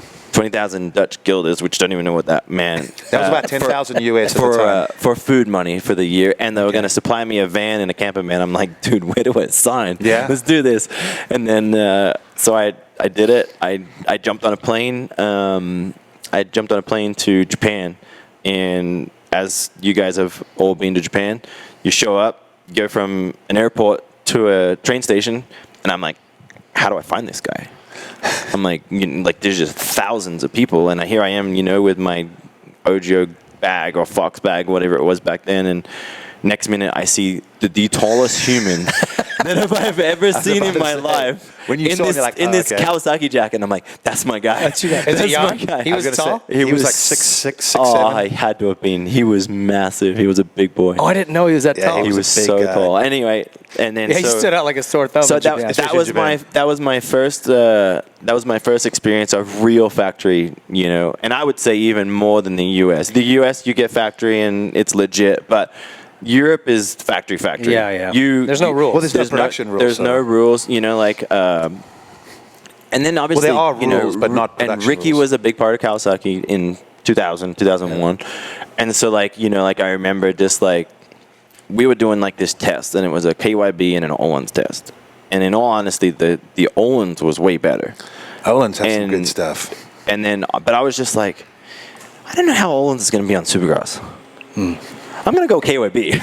I'm like, Ricky races KYB, and it's just so you're funny. Lining up for a GP. I fully made my decision 100% just on the cool factor. And let's factor in you're living in Holland, which is deep sand. So it's got nothing to do with Supercross. Nothing. Well, actually, in the test, we were in Japan, and I remember, and the front fork was horrendous. Even to back up a little bit, whatever the 2000 bike was, they had gone back to racing. Ping, you might even know this because you kind of were. That was more your errors. Fro was struggling, right? Couldn't go through the whip to save his life. So Larry Ward was telling us. So they went back to the 99 chassis, and so that was my first experience at 18 years old of wow. You tested something that you could really go, that made a difference. I ride this bike, and I'm like, it's a factory bike. You're kind of it's pretty damn good. It's fast. It does everything that you want it to do. I got 18 people around me to tell, what's it doing? Hey, it does this, and then somebody throws shit at it and whatever. Anyway, and then and it literally was two bikes. One with a little duct tape thing with a 1 on it, and this big, and then a number 2 on it. And then we go through, and we probably do an hour or so, and they're, all right, we want you to ride this bike. Take the suspension off. That was the only thing they did, is suspension off onto that bike. And immediately, I'm 2 seconds faster. And you could feel it. And at 18 years old, really, really fresh, not the experience that I have today. And I'm just that bike is badass. Yeah. And that was one of the memories that just stands out. And I just remember, I'm like, wow. And they're like, oh, yeah, that's what Ricky's racing. I'm like, perfect. That's what I want. You could have just said that from the beginning, and we didn't have to ride. Yeah. Why didn't we go with the Ricky bike at first? Why didn't we go with the Ricky bike at first? Do you have anything that McGrath rode? No? Oh, no. Okay. No. So, that was my experience. And it's funny because, as many factory race teams as I've been on, I've never gone to Japan and tested. Other than that time. So I'm really kind of I cherished that moment because it was and because I was so young and so raw, it's something that's stuck for sure. Yeah. Well, Larry called that bike a career killer.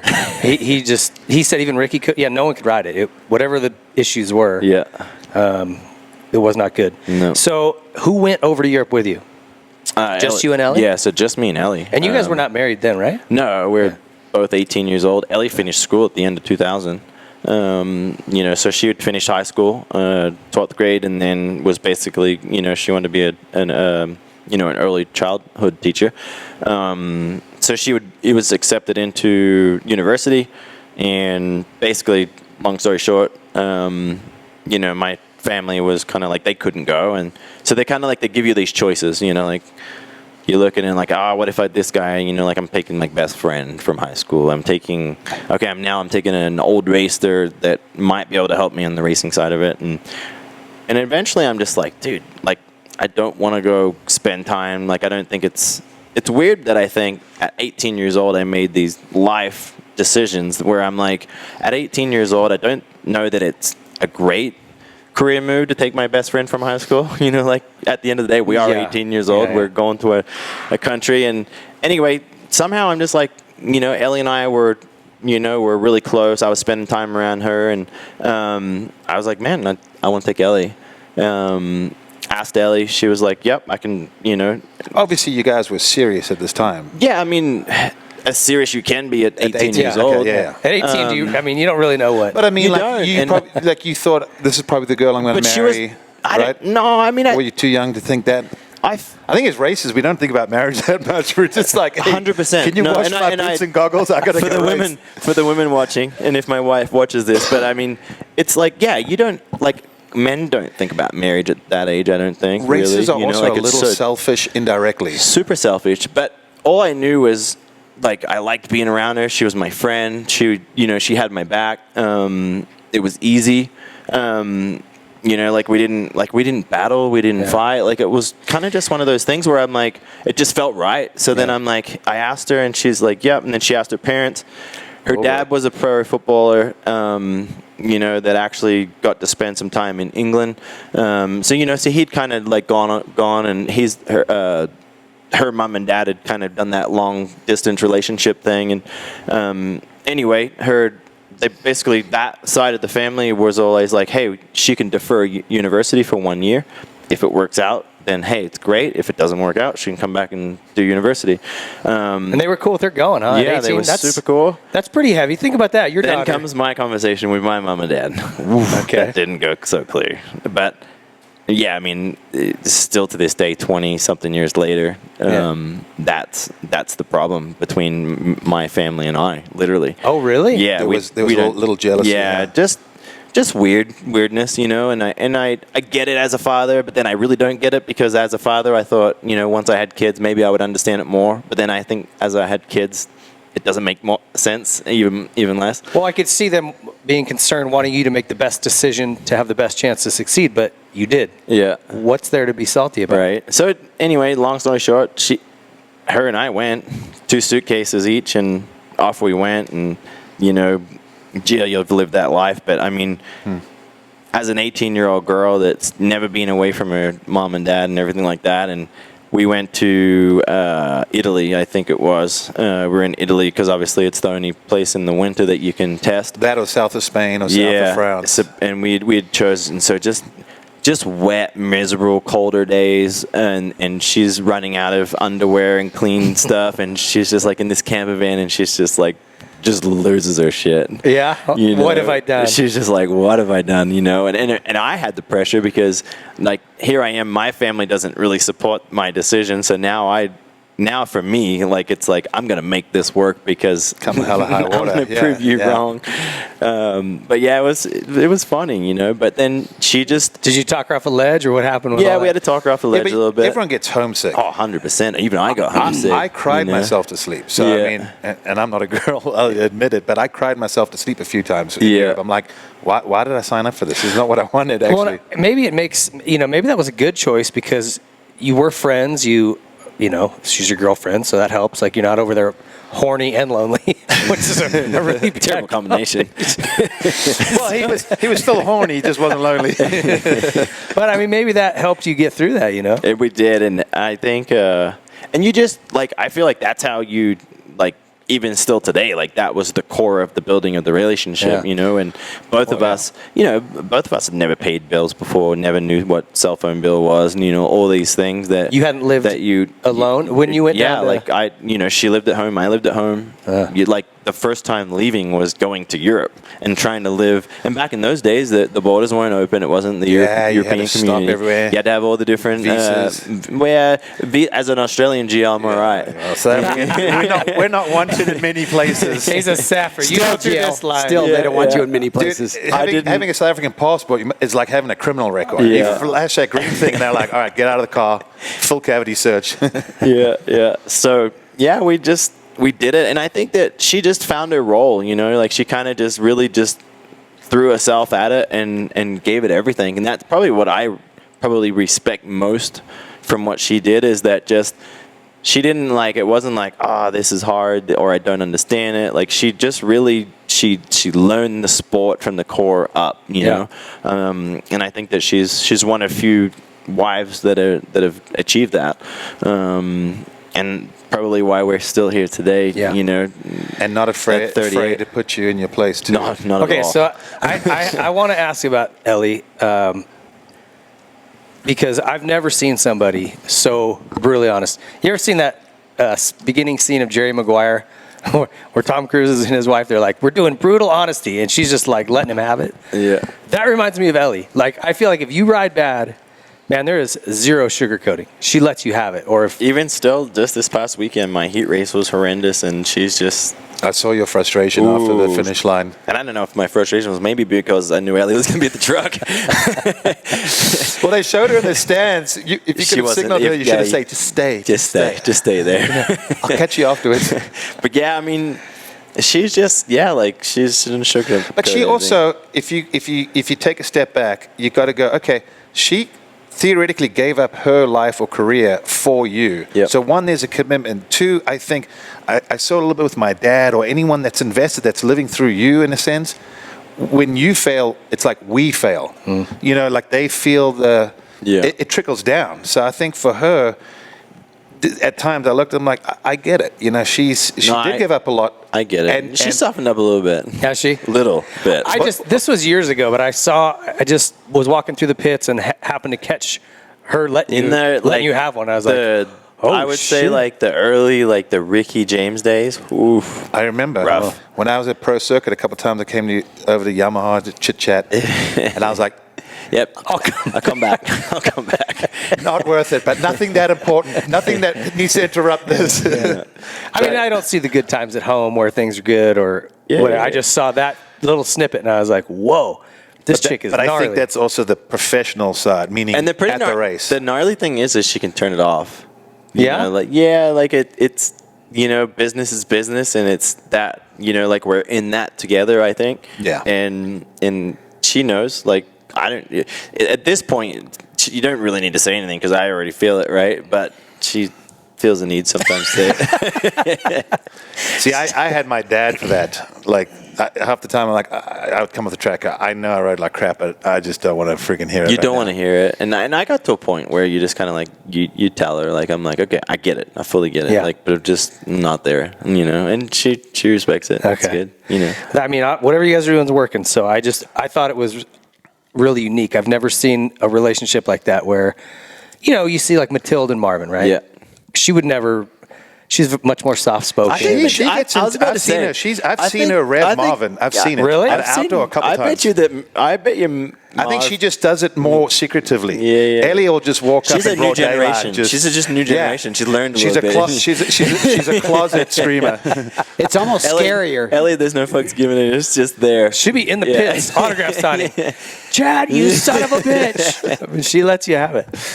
That's funny. All right, well, maybe. No, that's what I was going to say. There are other people that have those relationships where and I think Matilda's another good one. I think Matilda is a perfect because she left with Marvin. She's part of, it's a team effort. She's in there, but I watched her rev Marv. And you can see, even just from the social stuff that you see, it's like she's very invested. Yeah, she's in it. She's at the test track. She's, she's doing the pit boarding at times and things like that. And it's that. What's the same thing? It's that bond that you have, and you know when it's right and wrong, and when you did good. Well, she helped him be a better athlete, just like I think Ellie helped you be a better athlete. Totally. You need that support program as well.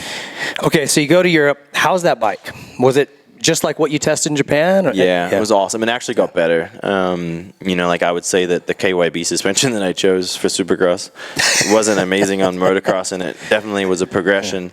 But with that progression was probably would be one of the most influential parts of my career of where I learned, okay, I'm young and dumb, but at some point, I can't ride this bike fast for 40 minutes. I think they were 40 minutes 40 plus two, yeah, still. Like Mikel Pichon, I need help. And so with that, I just had Jan de Groot was so awesome. He just kind of took me under his wing, and I would, he taught me communication. I think of my upbringing, and it was, Dad just knew what to get out of you by saying it, and at a young age, you could overcome the lack of support on a motorcycle and the handling and things like that. But at a certain level, when you get to the point where, everybody's more even, you're becoming more of an adult. It's all the little things that then add up. Inches at that point, yeah. Correct. So then I learned that phase really, really well. It was a great platform for me to learn that. And when I think about the big picture of Australia, Europe, America, I really wasn't ready for America. America, and Gio, you could probably experience this. Sure. America's so different because it's the glitz and the glam, and it's the love and the hate, and it's the heckling, it's the everything's bigger. Mm-hmm. And so I feel like I learned a lot of the core things that I see people, your Dan Reardons, who else has come? Your Jay Marmonts, a lot of the Aussies, my cousin, they miss that step, and you see that they're here and then they're gone. They're not. It's not sustainable. I just think that I was really fortunate that I got to kind of get my feet in a platform that was big, much bigger than I'd ever experienced in Australia, but not America big. Too big of a bite just to jump straight here, huh? Yeah. I think so. Not bike, nothing. No, too big of a bite. Bites, yes, 100%. Yeah. It's just racing a dirt bike. If you're destined to be a dirt bike racer, I don't care where you do it. Racing a dirt bike's racing a dirt bike. But it's the little things, the little things that I had to learn once taking on Ricky Carmichael in 03, 04, and then, me going from the rookie to then Ricky's biggest competitor, and then suddenly it's only you and Ricky, and or me and James. It's just, it's different, life changes, and I'm a huge MotoGP fan, and I see this because I mention it because you talk about a Marc Marquez, very personable guy, loves to just go to commercial flights out of Spain, live a very normal life in Spain. And then he kind of was always I don't understand why, in a negative, he would be I don't know why Valley takes private flights. I don't know why Valley's so private. Quickly, that changed. Now he only flies private. Now he's very locked down in Spain, and you just don't foresee that happening to you, and it does. So I was really thankful that I learned a lot of those things in Europe. I think that when I came here, I could kind of hit the ground running. More tools in your toolbox to manage 100%. what was coming. Well, there's another aspect too. America has such a strong amateur program, like you alluded to, 5-6 year contracts, all this money. When the manufacturers invest so much in these up and coming kids, they're not going to take a chance maybe on a foreign guy unless they know that guy's the real deal. So you have to almost prove yourself some way, shape, or form to get your foot in the door. And it was his GP results that got it was my GP title that got the doors open here. So I think there's also that aspect. It's just harder to just come here and go, yeah, give me a contract, pay me money, and I'm going to do well, when they've got all these kids that they've groomed and invested a lot of money. So they're going to stick with those kids, what they know, what they're dealing with. That saying, better the devil you know than the devil you don't. Look at a current situation, when the Florida GP or whatever it was 2017, I think, the first time we came to the U.S. Hunter Lawrence won that day. It was RJ Anderson. Hampshire. I think RJ won the next year. Oh, was it? The first one, I think Hunter won, or Hunter did. I want to say Hunter won. I'd have to go back and look at the said RJ results. something, truck But anyway, racing. Hunter did really well. Yeah. You know, and they were on Suzuki's. They worked out at JGR, and it's like everyone's like trying to sell, like, you know, hey, like these kids are going to be good. He has a younger brother, you know, the J-Bone, and it's like, nah, we're good, you know. Sure. 3 years later, look, you know, I bet your JGR was quite, wish that they I think probably Freddie took- Norrin was a better pick. No, I'm just kidding. So it That just didn't go out well. But I'm just saying, Cut that out, Donnie. you close the door somewhere, and then Yeah. you deal with what you get. Well, and the other things that you picked up over there, learning how to test. You know, if you had just jumped over here and they're expecting you to tell them what you want a bike to do on a Supercross track, you'd be like, yeah, you've and- got to learn to communicate and, so like share what so the when bike's I doing. came here, like I felt like I was, you know, though I was the rookie and everybody looked at me as this new kid coming to America at 19 years old, like I already had quite a quite a resume, quite a lot of experience, and so I was quickly able to kind of just be more independent, you know, kind of know what I needed out of a motorcycle, and working with YRT at the time, everything just kind of worked, you know, like. And times are still changing, because even back then, it doesn't seem like that long ago, at least to me. I'm old as Right. dirt, but YouTube wasn't what it was. Social media wasn't around. So There wasn't, how do you know about a kid named Chad Reed in Australia? You know, you just don't hear Well, about that's him. why now it's changing. So the first time I came to America was '99. I did a goat breaker race in Vegas, and then we were staying on through New Year's and Christmas, and then actually just New Year's, I think, and then doing Anaheim 1 in San Diego. I come up short on this massive triple, biggest triple I've ever seen in Vegas, and then I missed Anaheim and raced San Diego. But it's funny because at that point, I was a Suzuki kid. We come over here, you know, I think it was basically like Dave Feeney, Hoppo, basically telling Rog, you know, like, Rog, like, this kid's pretty good. He's from Australia. He's 16, 17 years old. Rog, typical Rog, just, you know, did nothing. They give me this piece of shit Primal Impulse dyno bike, which was probably one of your dyno bikes that you had. Probably. The one that didn't work very well. Yeah. And so I get this 125. Here I am going and racing 125. Didn't really ever race it. And then, anyway, I did quite well. I won my afternoon qualifier. I did decent in the heat, and then I was up front in the main and crashed. I remember the track actually in San Diego. It was the first time I'd ever seen it. Was a like you'd jump down the gator back, turn, and then you'd go up the gator back, like off to the thing. And Casey Lytle got squirrely, landed on a tough block, and it come on the track, and then I hit the thing cartwheel, and I think I finished 17th in the main. I don't remember that track. I would have been racing that night, but I don't remember. That was when the YRT boys were crushing it. They just kind of Casey Johnson, Casey Lytle Johnson, and and Lytle. I think they won the first 2-3 races. Casey was killing it. Yeah. So that year in the GPs, you won Lyrup. Yeah. Lyrup. Lyrup. Just helping you out. Yeah. No, I don't know. And so So when tell And me. that track is people say Southwick Sandy. Oh, it's a hard pack. It's a hard pack compared to Yeah. Lyrup. So were you a sand guy? What's special? I considered myself a sand guy. Like, Well, you said in Perth in the sand race, you smoked your cousin. I grew up like really comfortable. Like, I would actually consider myself a good sand rider. And then I show up at Lommel, and I'm 11 seconds off of Smets and Evans. Yeah. A lap. A lap.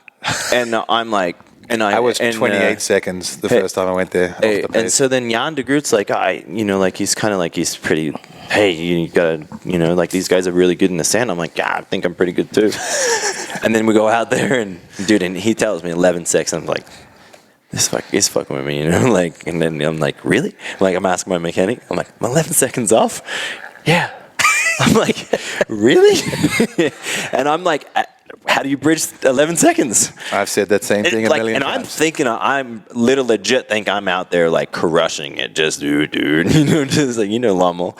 And anyway, so then I'm like, kind of like, okay, that doesn't really, but I think I can turn it up a little bit, get in behind Smets. Just goes. I'm like, yep, didn't see anything. And I'm like, oh my gosh, all right, we got some work to do. You couldn't see like what he was doing. He was just pulling. Just gone. Just gone. There's something about those sand tracks that once you figure it out, you can find in one lap a bunch of time because you start riding the track different. Instead of hitting the base of everything, you're like kind of blitzing and skimming. So anyway, so then I start out, and then that's maybe February, March. And then through the year, I live in Lommel, so then I ride Lommel a lot. My favorite track at that point was Honda Park, Ulm.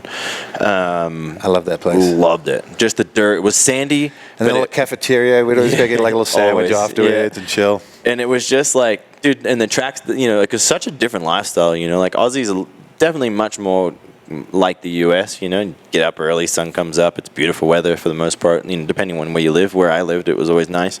Lommel, the sun didn't feel like it didn't come up until 10:30, 11. Until April. You know, and then tracks didn't open until 1. Oh, really? At that point, defrost. Yeah. So it was just funny, just having to relearn a culture and New everything schedule. like that, new schedule. So what'd you do, like bike in the morning or gym or? Yeah, just basically where we lived. I lived at a guy called Johan Sprunen. Lived at his apartment, which, you know, so many people, GL probably lived right there somewhere. I lived in the household. Caroli lived in my apartment after me. Oh, is that right?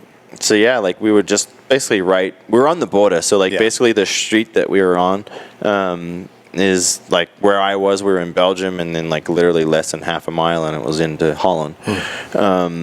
So yeah, I would just ride, and that was probably why he took me under his gun, because I was just like, dude, I would just never give up, just ride. I'd be like, let's go ride. You want to ride again today? I'm like, yeah, we're gonna ride. And I would just keep going, and to the point where, like, I told him at the beginning, I'm like, hey, you probably need 2 practice bikes. Nah, you're fine. Just, you know, whatever. Okay, we're gonna build you 2 practice bikes. Yeah. And then so just like all the little things that he. You know, like he fully supported, like when he seen that there was nothing that he could do that I wouldn't be willing to do or try. He just kept giving it to me, and I just kept going and learning. And I remember going Dunkirk, I think is the track. Yep. It's in France by the beach. Oh my gosh. Yeah, and just you talk about. I'm talking like the track was. Maybe I didn't even remember. It felt like it was. You could piece it together. I feel like it was an 8-minute lap, but it was probably a 3-minute lap. Is it still there? Yeah, I think it's still there. It's just like nasty sand. I think a lot of the beach race guys go and test there. Okay. And so we go there. They were like, "Yeah, we're gonna go ride sand. All right, cool. We're gonna go ride sand." And I'm talking 1 lap. Kills your back. Like my back, and I couldn't stand up anymore. And I'm just like. Dude, it just brings back pains, actually. I was just thinking about it. My back just started hurting again. Hold on, let me crack my back real quick. And I'm just like, I don't know that I can do this. Like, literally, I could only go 1 2 laps. But the best thing is Mikel Bichon was there, and he was faster than me, but he was doing 2 laps. So I'm like, all right, if I can make 2 laps, then I'm at least equaling what Mikel was doing. And that was it. And I'm like, and it was just the gnarliest thing. And I'm just like, okay. And then that was it. And then I kept like, I'm like, I want to go back there. And he's like, you want to go back there? And we're just destroying bikes. And I'm like, no, I'm going to conquer this thing. So anyway. Did you get to where you could do motos there? Yeah, I could do motos. And at the end of the year, I could go to Lommel, I could go to Honda Park, and I could throw down with Joel and you know, and Stefan. And I was on pace. And then we go to the gnarliest sand race that we had at that point in time, maybe ever. I mean, Lommel's probably gnarlier as far as sand. Different. Yeah, they're a little bit different. Like Lommel, riding. because you got some of the slower turns, whereas Lirop is a little more high speed. Yeah, I it's think. kind of like just picture this track that just like winds through the woods, and it was brutal, just gnarly, just endless. Like I'm talking, I come to this track and everybody's talking. It's the gnarliest track, and I'm like, okay, cool. Or you know, I feel like I'm. It was smooth when you started, right? Steamrolled. Yeah. I'm like, I got straight up steamrolled. Like I'm talking, they rolled it. Yeah. I'm like, all right. My first practice, because I was like the second one on, because it was back in those days, it was the first year that they went 125, 250, 500 on the one day. It was just one motor format. Okay. And so I got out there and I'm like, and just ripping lines. And then I come out for my second practice and I'm like, what happened? Where are we? Where are we? It deteriorates quick. It's unbelievable. Yeah, really fast. And then anyway, I won the race. I beat Mikel, called him, passed him, and rode away. And I was just like, it was like, that was pretty cool. Awesome. I only won one GP, but it was worth it. I won the gnarliest one. It wasn't the gnarliest. I think it was like the second or third to last one. Okay. Yeah. Huh. Yeah. What was he doing that year that you couldn't catch him? I mean, Mikhail was amazing rider. Mikhail was amazing. I think that you take, I think as far as like if you put a category of like talented riders, you probably put Mikhail at one of the toppest of that list of in anywhere in the world. I think that Mikhail had a full head of steam. You know, he'd been fired from Honda, and, you know, like US had pretty much wiped their hands on him. And so I think you just seen a very motivated, committed, back in his element on a very good team and bike. And I would be willing to bet that like just one of probably the best that you ever saw Mikhail, which was awesome for me because I don't know that I lined up at round one thinking, oh, I want to be world champ. Like it was my kind of like, yeah, I want to be good and I want to win. Prove. But did I ever say, oh, I want to be world champ this year when I'm thinking, you know, Mikhail is, I mean, because Mikhail was really the only one in the field that I ever looked at and was like, that's Mikhail Pichon, because he was American, really, you know, like, even not American, but like he was that. He'd come over here and done it. Yeah, and I knew of him, you know. Pit buyer, I didn't really think much of. He's going to hate me for that. That's what I just laughed. At the time. Well, no, I mean, at the time. I know. If you ever wonder why Hey, don't worry, J-Bone if you doesn't ever like me wonder either. why I've never been a factory KTM rider, I stole his ride from Kawasaki. I kicked his ass as a rookie. He hates me. He's not going to get over that. He's never going to get over that.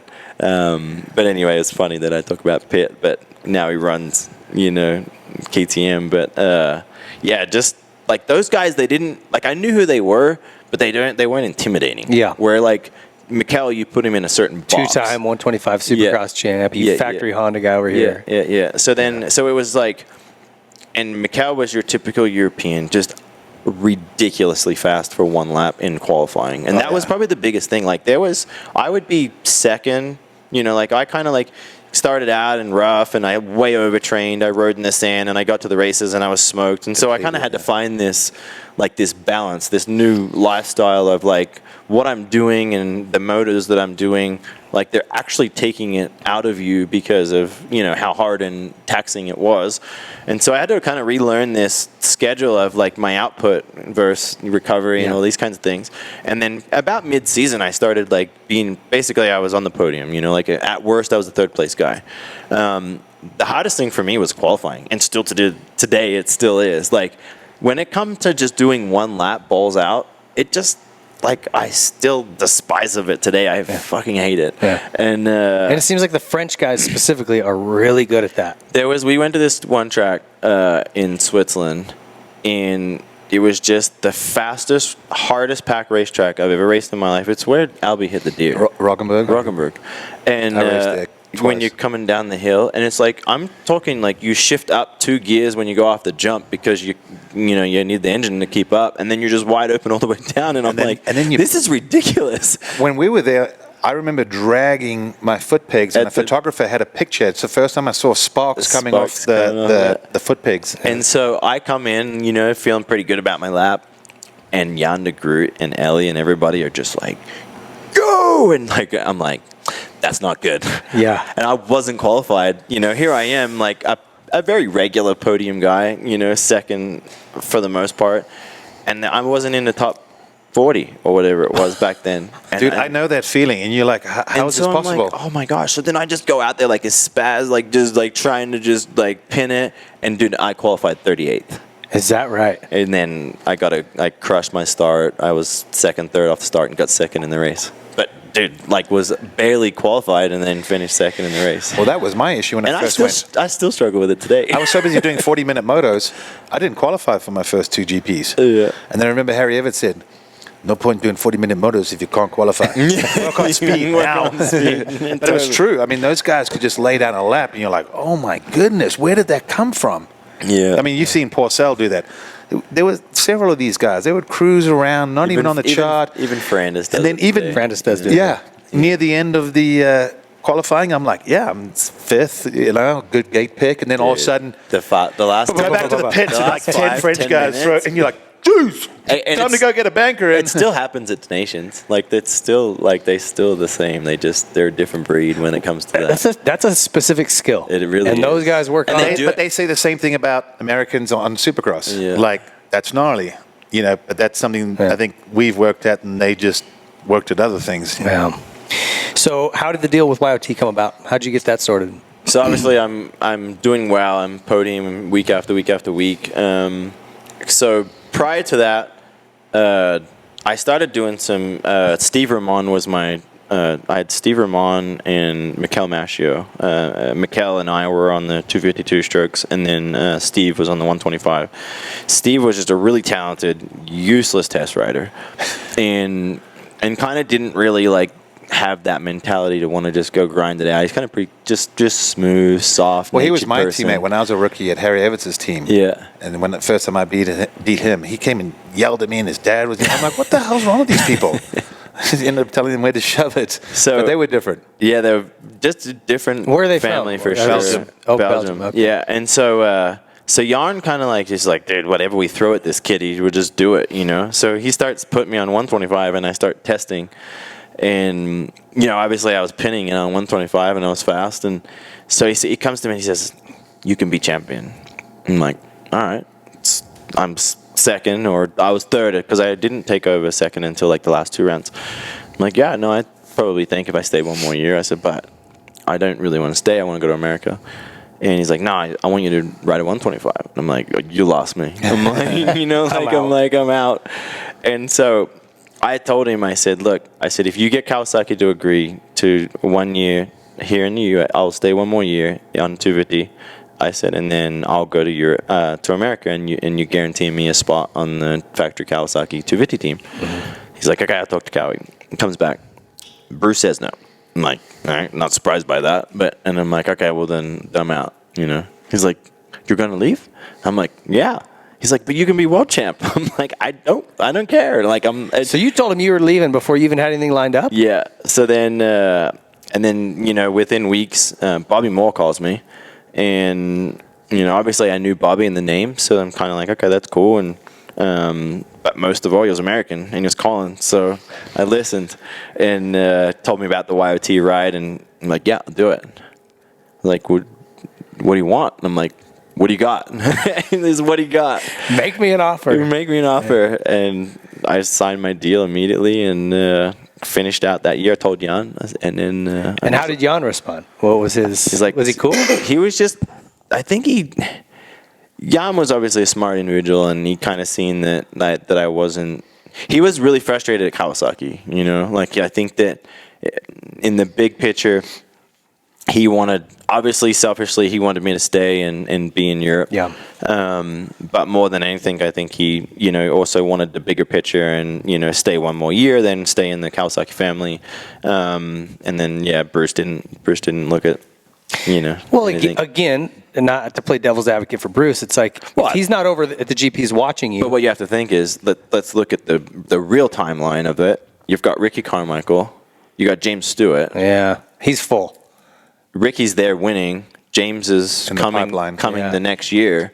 Why would he take me on? And this pro circuit, who indirectly they're supposed to kind of take the top guy. You know, you few calls lights deep. You have the conversation with Mitch. Mitch is still fired up. Why didn't they ever bring it to me? I wanted you. You know, like because I always give him a hard time that he never wanted me. I'm like, yeah, you didn't want me. It's all good. I kicked your ass on a Yamaha. You know, like always fuck with him. It's awesome. Well, Yamaha at that time. Yamaha of Troy and FMF Honda, when they came in, they were like throwing a lot of money at people. Yeah. I don't know where they were getting it, if Yamaha was funding it, but. Well, I mean, YRT was a huge business at that point, too, you know. Flipper they must have been killing it because he was paying guys a lot. Also, too, that was a time when bike sales were kind of going through the roof and everything was ramping up. Were just, crashing. So then I signed my YRT deal and. Did you want a 1 year deal with him? Or did they just only offer the 1 year? I only wanted one. Yeah, like for me, like, because Bobby actually wanted me to sign 2 years. He's like, hey, you know, like, whatever. And I'm like, no, I only want one. And, you know, as an agent, he's like, no. And he wasn't my agent at that point. And he was just like, dude, like, you need to come and do 2 years. I'm like, but I don't want to ride a 125 for 2 years. Yeah. You know Bobby, but you know Chad, you get one injury, and I'm like, no, I'm doing one and I'm done and I'm going up, you know. So just I don't know. I always had that thought process that I always gambled on myself, and that was, you know, and most of the time it worked out. Sometimes it didn't, but that's kind of what got me to It's where I'm at. impressive, and I did, like I said, I knew the coming to the U.S. thing, but like looking back through your career, you did it a lot. No, I don't want to ride. I'm going straight to the 250 class. I mean, who the hell does that? Like it's crazy, but you made it work. Yeah, no, it was Wow. awesome, and again, and then like when you fast forward into that 2002, it's kind of like I was really fortunate, you know, like I got to go and spend the summer with Tim Ferry, so I kind of learned from somebody that was seasoned, and my teammate was Villeman, and they're polar opposites in ways, so you kind of like, I just left Europe, and so therefore I understood Villy, and then, you know, Timmy was very American, you know, learning that side of it, good old boy, so I always had good people to look up to. I was really lucky. Were you given the option to ride the 125, or no? It was you're riding the 250. That's the direction. we're going? I was hired to ride a 250. Okay. I didn't like it. We had issues, you know, bike cutting out, things like that. The only time I did, there was a small opportunity of me switching to a 125 for outdoors.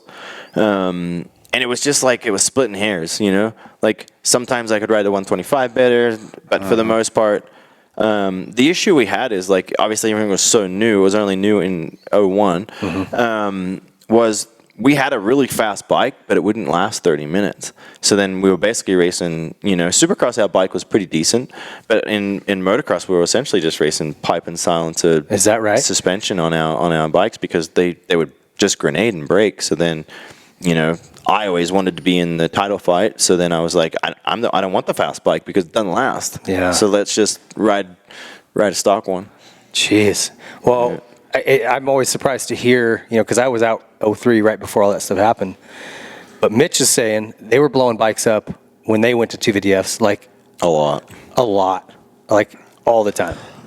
when Ivan or those guys would go back east, he's like, all right, I'm going to ship you 5 engines, you know. Yeah. And they'd go through them all. Every other ride. So it wasn't just you guys. I mean, that was just the sport at the time. It was the sport at the time, and they were just, and I still don't think that we were pushing limits. I just think that it was so new that no one really knew what was happening. Well, it's kind of like, you know, I heard someone explain one day, they said it's like Formula One. Just getting the car on the track is a feat. Then you go 5 laps, something breaks. You fix that. Then you get to 10 laps, something else breaks. You get to 20 laps. So it's a progression Look at Formula One in its first 2 years of hybrid V6. It was horrendous. One team could circulate. Yeah. Now it's like, now they don't break at all, you know, and it's kind of like where we're getting at in. Yeah. Well, a lot of that development was also done by Japanese in Japan, and, you know, with all due respect. It's funny that they may not over-rev it. They may not have had deep sand tracks. They don't do Supercross as much. So it's different elements. And you bring it here, and you got hot, humid, outdoors, rip tracks. All of a sudden, everything's under stress. Shit happens. Yeah. I remember that I hated my 250. You know, like it was fun, like to ride or whatever, but like it wasn't an enjoyable bike to ride. Was that right? It was quite scary. Like early generation 4-strokes. I remember looking at your bike. It just looked like a heavy pig. Dude, the kids that ride 4-strokes and they only know 4-strokes, you kids we fixed it all for you. Hold on. They would.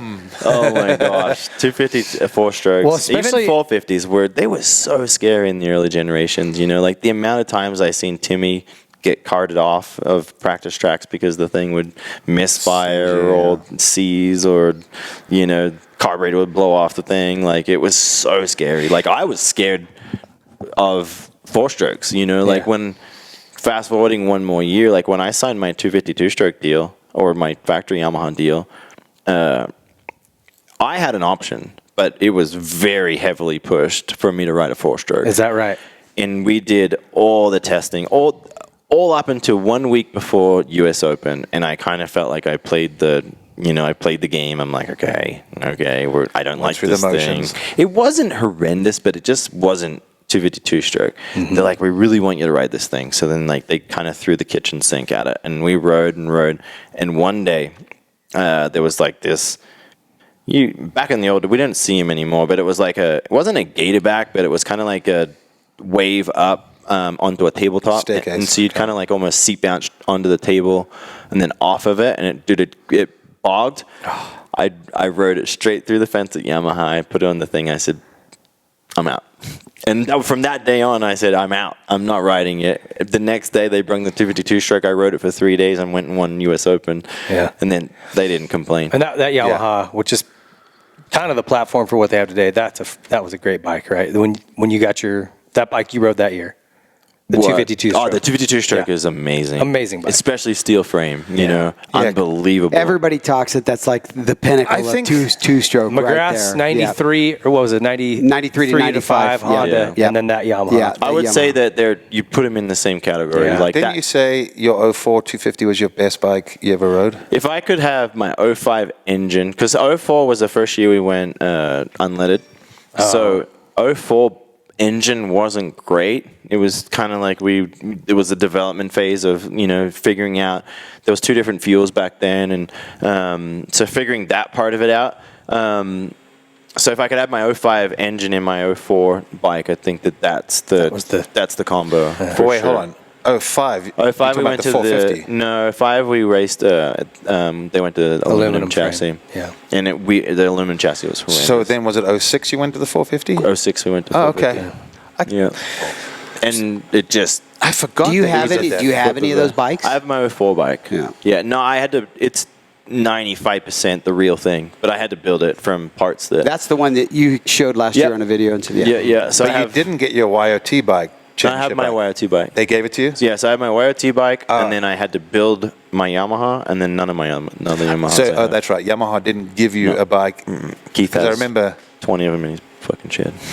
because when I signed my deal with Yamaha, I had written in there, I hand wrote at the end. And All said, my contracts had it, and Because I I never got any knew. of And they them. still never gave it to you? Is that right? No. What's I got their, screwed. Suzuki kind of screwed me too. Like Suzuki, Roger promised me the bike, and then it was kind of like they were slow getting it, and then Roger left, and I'm kind of like, Roger, before you leave, like, give me my bike. I will give it to you. They didn't give it to me. So, I don't know. Maybe when I retire, somebody will give me my bike. Well, that was one I cool would thing. not hold your breath. That was I one would cool really. thing. I'd be scared to ride it, but I'd maybe ride it on motocross. But I would really like to ride my 08 bike again, just to see. Our 08 bikes were pretty good. Other than them bogging, I really think yeah. chassis, turning, stopping was one of the better bikes that I've ever ridden. If you could have put EFI on that, it Yeah. would have been. Yeah, right. yeah. So, backing up, you came over here, you ride the 250F, you win the Supercross. How was Yeah, your thanks, dude. first Supercross here, by the way? Like, was that It was just I've made it to where I've been trying to get to. Yeah, Or it what? was weird just because, like, so I start out on West Coast. I do pretty well. I think I was like 4th, 5th in points. You Yeah, know, you like, would. like Yeah. I was pretty good. And I'm kind of like, in the back of my head, the whole time I'm like, just do well. Because if you do well, they'll keep you on it, you know?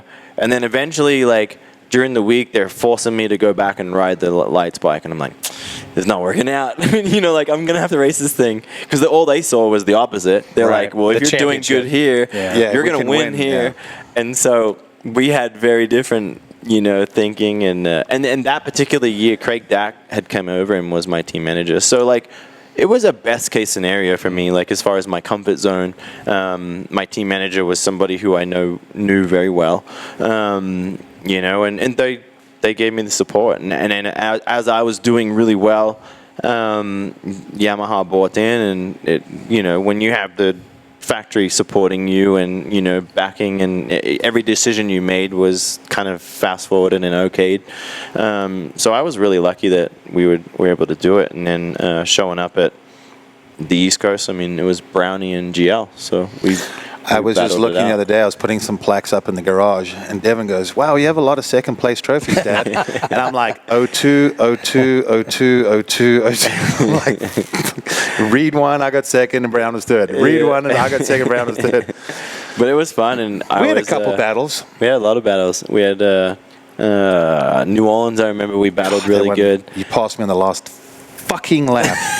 God damn it, that Why pissed don't me you off. tell us how you feel about it?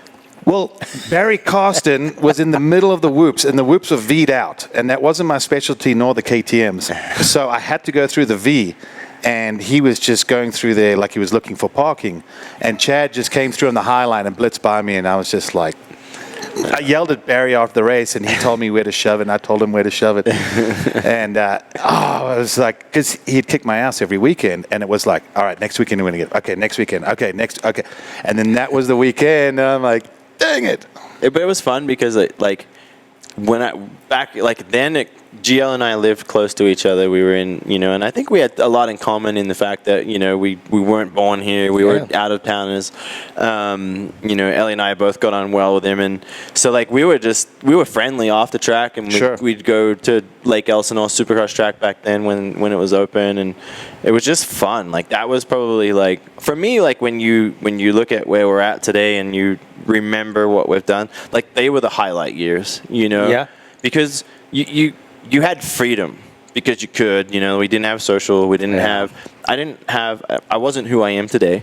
Not that I hate who I am today, but it's the core version of you and you could be you. The unrefined. Like there's things that I have to do very differently and things that I can do that are just different in the world that we live in. And that was like the core of it for me. Like that was the most simplified, right? It was so pure. Simplified, taking it old school, moving into Lake Elsinore at the bottom of the hill and, GL being at the bottom, then he moves to the top, and I'm like, God, I don't want to be like GL. I need to get a house at the top. I need that big contract. And it's funny, it was still just Elsinore and Tuscany Hills. Yeah, now we're like, we would never live there. But there was a big difference from the bottom of Tuscany I get it. and the top of Tuscany. Sure. And so I just think it was the funnest part of racing for me, just because that, and then, and then going to the races. And I mean, we personally, I don't remember us ever getting into it, but a lot of people were pretty furious about our battle at Daytona that year. You and I? Yeah, we kind of like, it wasn't even a takeout. It was like kind of like we went for the same line. We kind of went for the same thing. I think I lost the rear and Gio ended up cartwheeling. No, we came out of the corner, and then the whoops were getting broken down, but we jumped for the same line, and somehow when I clipped your wheel, it just kind of flipped the bike a little bit. And people were like, that was kind of like the first, like, people can get real mad here, like they can be pretty brutal. Well, how did you view America, like coming here and how the race fans were and everything? I mean, how did you feel about that? It was all new. Like there was things I didn't understand, like how, like there was like, because you're taking it to a different level, like this is the pinnacle of motocross, supercross racing in the world. And so I had to learn that quickly and, didn't know what Vital MX was, quickly learned that they would keyboard warriors that hate you. This David Pingree guy who I kick his ass every weekend writes shit in his magazine what were you about again? me. The Vegemite? Vegemite eating something. I don't know even what. Do you remember what you wrote? I don't specifically. We need to buzz it out. It was awesome. And so, like, you just learn quickly what it's about, and you learn to embrace it at first. You kind of like you. But you get fans immediately, and then you have haters immediately, right? I was really fortunate. So Jeremy retired, and I think that for the most part, Ricky was very much the guy who took Jeremy down. And so people love to hate Ricky. And so there was definitely that. I was very fortunate that I came at a time as a non-American, inherited the McGrath fans, because then I took it to Ricky and kind of like I was kind of like I was almost the golden boy, and kind of like was seen as like, let's just love this guy because this guy, we don't want to love him. There's some truth to that. No, I'm being very truthful because like people like they love me immediately. Like yes, I had my hate along the way, but for the most part, like I was very well received. Well, we also have a love for Australia here, right? So there's also that we're more closer to Australia in terms of society than we are Europe. Yeah, like if you were French, it might have been a little different. I think that this is why I've been here and still continue to be here and will be here for my life, is that I embraced it from the beginning too. Like this was a place I wanted to live at from when I was 12, 13 years old, and you finally make it here. Like I didn't complain about, the concrete jungle and the traffic of California and all these kinds of things. Like I was like, dude, this place is amazing. Like I can do this, I can do that. And like, I kind of like, I looked at it differently. I viewed it differently than what people prior to me did. And I don't know that I consciously learned from them to make a different decision. I just thought that if I'm going to be here and this is the life that I want to live, then you need to embrace it. Like I don't like traffic, but everybody living here doesn't like it either. So it doesn't make me any different, or I'm not exempt from it. So I don't know. I feel like I embraced America right from the beginning, and people bought into that. I inherited a lot of Jeremy's side of it. It was really not until like 06, 05, more 06. Ricky took 04 off with his knee, and it's kind of like when he came back to Suzuki, and it's kind of like Roger has such a huge influence on the How people outcome think, and how they, are perceived, I think. Yeah. And when Ricky came back, we didn't get a new version of Ricky. We got told different things from Rick, from Ian and Rog and the team, and so therefore there was this, happier version of Ricky getting perceived to the world, and then quickly that rivalry started to come around. Throw in James, who people wanted to embrace, because he was doing the sprinkler and dominating the 125. So now fans have got choices and having to pick and choose. And I think when you kind of said, I'm here to take Ricky down, I think some people took that a little bit the wrong way too. Like, that's arrogant. I'm like, what do you mean that's arrogant? I'm like, if he said something else, I'd be disappointed. Like that's a champion mindset. Yeah, so I was really lucky that I come when I did, and I think it's a big difference. Having watched a lot of European riders come over from over here, if you speak English, Americans like you better, right? There's nobody from the UK that's ever coming to race Supercross, it seems like, but Aussies, South Africans, we embrace them right away. If they embrace our culture, we're like, you're in. We're like, even French guys. Similar. I think Kenny's a perfect example. Kenny embraces, Kenny embraces it, and though he has an accent. Marv too. Marv seems to like he embraces it here. Yeah. But the sport was also missing a protagonist. Jeremy was leaving. You rode a lot like Jeremy. Yeah. You always tried to, right? Like that. He was your guy for sure. And so I think people spotted that right away. They spotted your talent. That you were American, just with a funny accent. Yeah. Also, right? people can see effort, and when they know somebody is putting in what you were putting in, they also have that level of like, oh man, we love this guy. He's gonna put it to him. There's a lot of things that I could put into. I'll say this. I mean, I've had a lot of teammates over the years, but and you hear people, and it's not a dig at anyone, but like Rhino would tell you how hard he trained and how gnarly he was. Chad never really said that, but I tell you, I've said it many a time. I don't think there's anyone that's put the track time in that I've ever seen like Chad. Like there were days I was ready to leave and he was going to do like 2 more motos, and I'm like, I can't freaking leave. He beats me anyway at Supercross, and how do I leave when he's doing a bunch more? But he rode a shit ton, like a lot. GL's like, all right, I'm out, Rudy. You want a pit border? But like he rode a lot. Like that's one thing. The sun starts going down behind the mountain at Yamaha track, and the track. I'm like, that's the time to do the motos. You hung around with Bones too much, obviously. That's Bones' theory. Oh, the moisture's rising, times are dropping. I'm like, I'm done, dude. That summer, so you won the East Coast Supercross title, got second in the outdoor title. But James was on fire. That was maybe the fastest I've ever seen anybody ride a 125. I mean, we have a unique version of an athlete, James was the turning of the guard of, a new style of riding, new generation, and he extracted everything out of that KX 125. Yeah. Take into account, he just was good, I struggled. There was points when you could match him, you could be as good. There was a few motos that we beat him, but for the most part, the kid was just badass. And it was hard. I got hurt. I feel like right when it was, as a rookie, him more than anything, because he's the real rookie. In the big picture, I don't look as myself as I'm a rookie, but I'm not. I didn't really foresee myself like I'm the rookie, because I was already a big bike champion. I was I kind of considered myself as a more seasoned guy. So you're kind of starting to try to, let's put this pressure on him, and week after week after week, because he definitely had the moments where he'd throw it on the ground. And then I dislocated my shoulder at Southwick.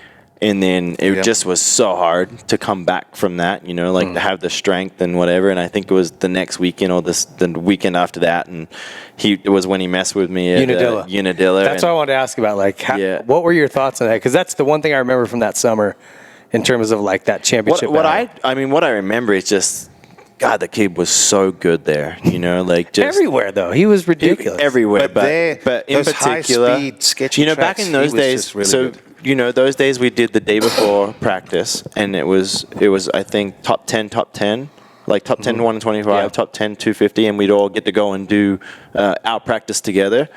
And I remember him the day before just throwing down. And like for the most part, making Ricky look silly. Yeah, he was the fastest. Period. He had the fastest time. He was the fastest. There, and it's just the following year at Budds Creek, he was outright the fastest. And he just like you could tell. And it's like here I am. I'm more taped up shoulder. And I mean, if I'm 16 years old, I'd probably do the same thing too. Like I look at it and laugh at it and think, man, it's badass. But at the time, it was like cocky little shit. Like he wanted to kill him. I mean, like, can you imagine? Would you have ever even thought to do that? Even if you're like, you're faster. I mean, I've never done. It's wildly disrespectful. I think. I probably the race that comes to mind, and like the only time that I've really messed with somebody was Dallas 03 with Ricky. Okay. And they had a big set of whoops. They were actually a huge set of whoops, and then Ricky complained and cartwheeled him and couldn't go through them, so they cut him down. But the funny thing is when they cut them down, they just kind of took the tops off, so they actually got sketchier. Dude, and that Honda was so horrendous with Dunlop tires compared to our, factory Bridgestones back in those days, and our bike. And I just messed with him for 10 laps, just like literally just wouldn't. I would pass him in the whoops and just hang wide, and he'd come like this, and I just sat there the whole time, and I just like, dude, this guy's gonna be. And you could tell, and he knew that I wasn't. That's not when he went into the boat, or almost hit the boat. That was like 06. That was 06. Okay. Yeah. That was a great season. Yeah. But you were sitting behind him knowing, I got this guy all day messing long. with him. Yeah. Because at that point, I had nothing to do. Like, all I could do was, like... I hope that something happened. I don't know where in the run that was, but it was when I won the last 6 races and brought the championship down to 7 points. But and he knew you were messing with him. Totally. Yeah. But my only... Either I try to kill him and take him out, and then he's going to get back on the bike and still finish second, and I'm going to look like an idiot. Yeah. Or do I just ride behind the guy and try to mess with him and literally hope he cartwheels it and something happens? Gets no points, yeah. And that was all I could do, so I just was like, I don't want to ride away and win super easy. I'm just going to ride behind him and try to mess with him. Yeah, you don't see it a lot. Eli did it to Dungey that year. Vegas.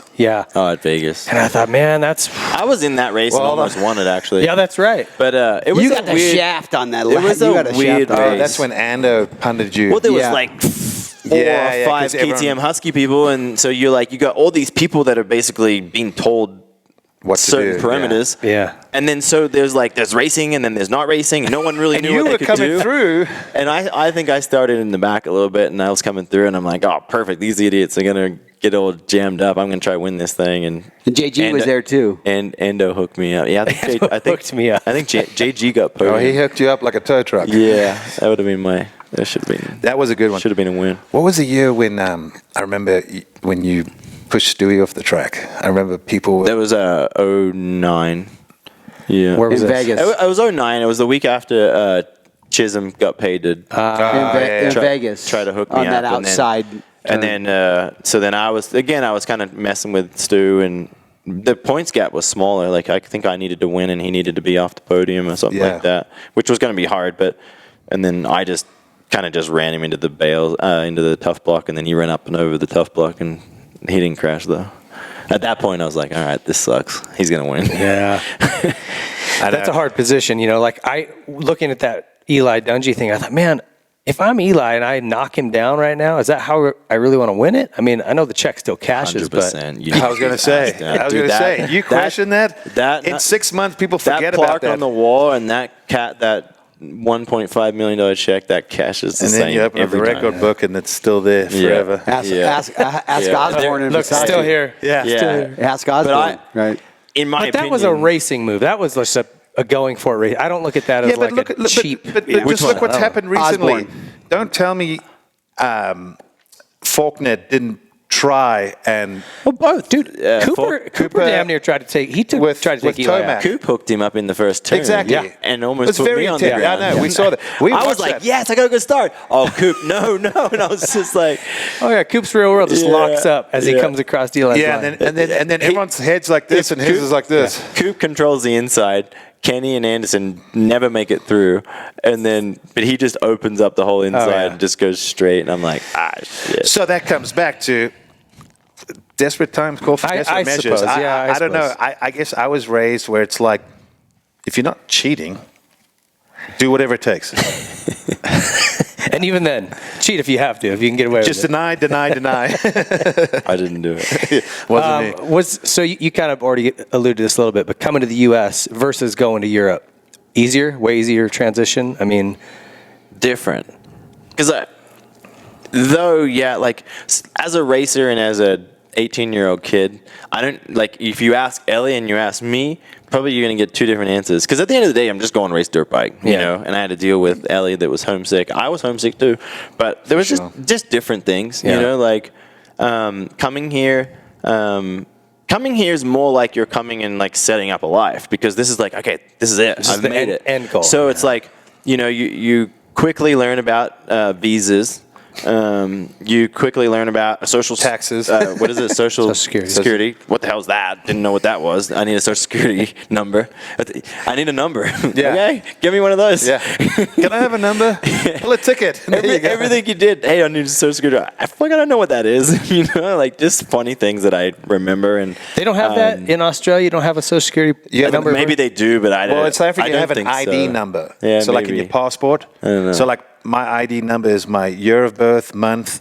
I always day, look at, and then there's a number. I have two different lives. Like I always think as a child I was Australian. As an adult I'm American. You know, like, and I have two passports, so I'm good. I can claim it. But that's just for me. Like as a young person, I know Australia and how it was, but I can tell you how America works as an adult and what you need to do and all this. But if I move back to Australia tomorrow, like I don't know how Australia works. Does it feel foreign when you go back there? Do you feel like? Yeah, yes and no. You know, certain things that not really, because for the most part, like you go and you're around family, and you know, even if you haven't seen them in a year, you quickly, you know, it's normal. But yeah.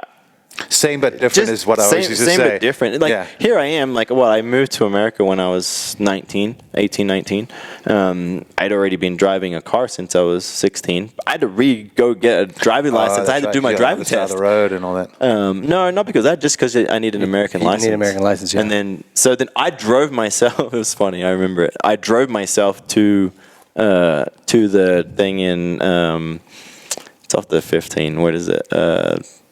Talking about a track? No, DMV. I remember driving to the one. Yeah. In Temecula? No, it was the one 15 and 91, just north. Norco. And I've been there before. I went there, and I'm like, I pull in and whatever, and they're like, do you have a car? And I'm like, yeah, I've got it. And I drove. And, well, what are you doing driving? I'm like, I got a license. And they're like, how do you have a license? What are you doing? I'm like, I got a Australian license. Well, it's not really approved here. And I'm like, whatever. Just drove there. She gave me my license. I was good to go. Yeah, you don't think about that stuff. But when you know, it's like going to Europe and all the visas you need to, you know, move between countries. Did you lose your accent over the years here? And does it get thicker when you go back home? Or back to Australia? I mean, I always think that there's certain words that I say that are more Aussie, but I mean, again, Honda. Yeah, he used to say Yamaha. Yamaha. I don't know about that one. Daytona. That's Ricky's one. He always busts my balls on that one. But yeah, there's definitely things, but you just, I mean, I've been here longer than I lived. The longer you're around some things, well, that's how accents start. Kids are raised around. If you're in Tennessee, you're going to sound like someone from Tennessee, and vice versa. So when you're around other people for long, I go to South Africa, people are like, oh, you're fully American. I'm like, really? Because when I'm there, they go, where are you from? Oh, g'day, mate. I'm like, no, wrong country. For the most part, everyone here will ask where you're from, and then you go to Oz, and then it's like, but then it's kind of like that tall puppies syndrome too. Everyone wants to beat up on you. He's Yankee. Well, you know who lost it the worst was Burner and Metcalf. Because they were both living down in Tallahassee, Georgia area. They had like this Aussie American rednecks. I'm like, what happened to their accent? But my kids, my kids are obviously born and raised here, and there's certain words that they use that are more Aussie just because they go. I always remember when we were young, and Summer had, obviously born and raised here, and Summer Louch would always just have certain South African ways to say things. It was so funny. And then she learned it from her dad or something. Yeah, and then now here I am in my kids, and I hear it within my kids. They use certain words, and they pick up on it too. You know, like you say, like instead of car, like car. You know, and it's like my daughter's always like car. I want to go to the car, and she like makes fun of it. It's funny. My kids try to imitate me now as well, especially Haley. Yeah, because you know they grew up here, so they're 99% American accent, but they'll say one or two things. Like she came in the other day, she goes, "Hey, Dad, are we having a braai for your birthday?" You know, a braai is a barbecue. Okay. But she knows I call it a braai because that's the South African slang. So it's just funny to hear that. And I don't even notice it. And someone else will have to point out and go, "What did she say?" Yeah. Do you know what I thought? Obviously, I never had to deal with this. Both you guys did. Going from the southern hemisphere to the north, like I think of August. It's like, oh, August is hot, man. You know, December, January is cold. You guys grew up that way, having it be the opposite, and now you've spun around. Is that weird for you guys? Outdoor Nationals was weird. You know, like for me, always, like our Supercross series was always like January through, you know, April. So it was always really hot. Yeah. And then so like always growing up, racing motocross was always kind of in the cold months. Going to Europe, you didn't really get the heat, you know, so for the most part. And then you come here, and I'm like, holy shit. You know, like racing 30-plus minute motos in the heat and the humidity. Crush it. And I grew up in hot and humidity. It's not like I'm, you know, not used to it, but just that was different. That was different, for sure. Okay, so how did you transition out? You only had a one-year deal with YOT. How did that factory deal come about? I mean, not surprising having... I signed my Yamaha deal, I think, right before Daytona. Oh, early on, really? Yeah, really early on I signed. I signed a 2-year deal with those guys. What was your best finish on the 250 on the West Coast? Fourth? I think fourth. Yeah. Mm-hmm. So, I mean, like, it was kind of a no-brainer, really. Yeah, I think San Diego was fourth. Yeah, fourth or fifth. Fourth, I think. Good money? My first one was good, yeah. I mean, really good. You were kind of really coming on in a sweet spot for the money. Like the money was really good. Yeah. I mean, back in those days, like probably the biggest thing, I think that still hit and miss on, you know, like there's some still good manufacturer deals, but I think that back then there was so many, your clothing deal was huge. Mm-hmm. Parts Unlimited was like my parts deal was bigger than my factory Yamaha deal. You know, it was over $1 million. Jeez. You know, as a rookie. Yeah. So it's crazy. You know, like now I'd be willing to bet that there may not even be $1 million clothing deal currently. Well, there isn't a lot of, no gear companies can sustain that. You know, Thor was losing so much money as a loss leader to put you guys they were just thriving in other areas, you know. Yeah. Well, Jeff Fox, and, you know, bless his heart, you know, rest in peace. He was a great guy. We know him very well. But I talked to him one day. I said, you know, how do you guys sustain this? And he said, look, the beauty we have is with Parts Unlimited, we have money to throw at it. With Thor, when you guys all wear it and we throw extra money, it's a way for us to be cool and get into the dealers and have a reason for them to call and order more stuff. So he said, we can subsidize things. And I was like, okay. You know, he actually opened my mind up a little bit to how business can operate. And they were making a lot of money. I was going to say, back in those days. Maybe not Thor in particular because they're paying hefty salaries, but because it worked with everything else. Parts Unlimited crushed it. They really didn't have... And then they had drag as well. So. Yeah, but they also had... I mean, look now. You got WPS. Well, WPS is doing the same thing with Fly. Correct. Fly does not make money. Mm-hmm. But they have that opportunity to work that deal. So they've kind of done full circle. But it's called a loss leader. A lot of companies do that, and it obviously works. But I mean, there was how many of you guys wearing Thor? But I think you were doing $1 million deal with just alone. And I wasn't alone. You know, like I mean, it was a lot of guys. Think about like, okay, that's my contract. You know, Jeremy wasn't cheap. You know, Pastrana wasn't cheap. They were all close to that. Like I bet. And I would be willing 800, that they're at least that, you know, like especially Jeremy. They also had Lask, Ferry, myself. Yeah, I mean it's crazy how many guys. Yeah, they had KTM, YOT. For a while, they were pumping up like everything. Everybody was in Thor. But look at it. Like that's even the freestyle riders were wearing Thor. I feel like that was the era too. Like the era was thriving, and it was like I mean, Jeff was one of the most amazing humans I ever got to work with, you know. The day he left or pulled back, you know, whatever you want to call it, got booted out from his dad. I mean, dude, in my opinion, the whole company, and I was out immediately, and then everything just went like this. Yeah. Well, I can tell you from a dealer standpoint, we cut them off. Yeah. The only thing we bought from them, because we had to, as a dealership, you have to have Alpine Star boots, and they were exclusive. That's all we ordered. They're they were not difficult. exclusive anymore, right? No, they're not. No. But at that time, they were very difficult, very arrogant, and I was like, I won you a freaking championship, and this is how you're treating us? And it was pretty much our way or the highway. Jeff was... And I told him, well, you're going to be on the highway. I put Jeff in the Jan de Groot category, just amazing human. Yeah. I didn't work with Jan enough to know, but I saw him. We spoke. I love, we had like, even the whole conversations. Fox family, you know, like his wife, daughter, son, you know, like still close with him. I made a huge mistake one year.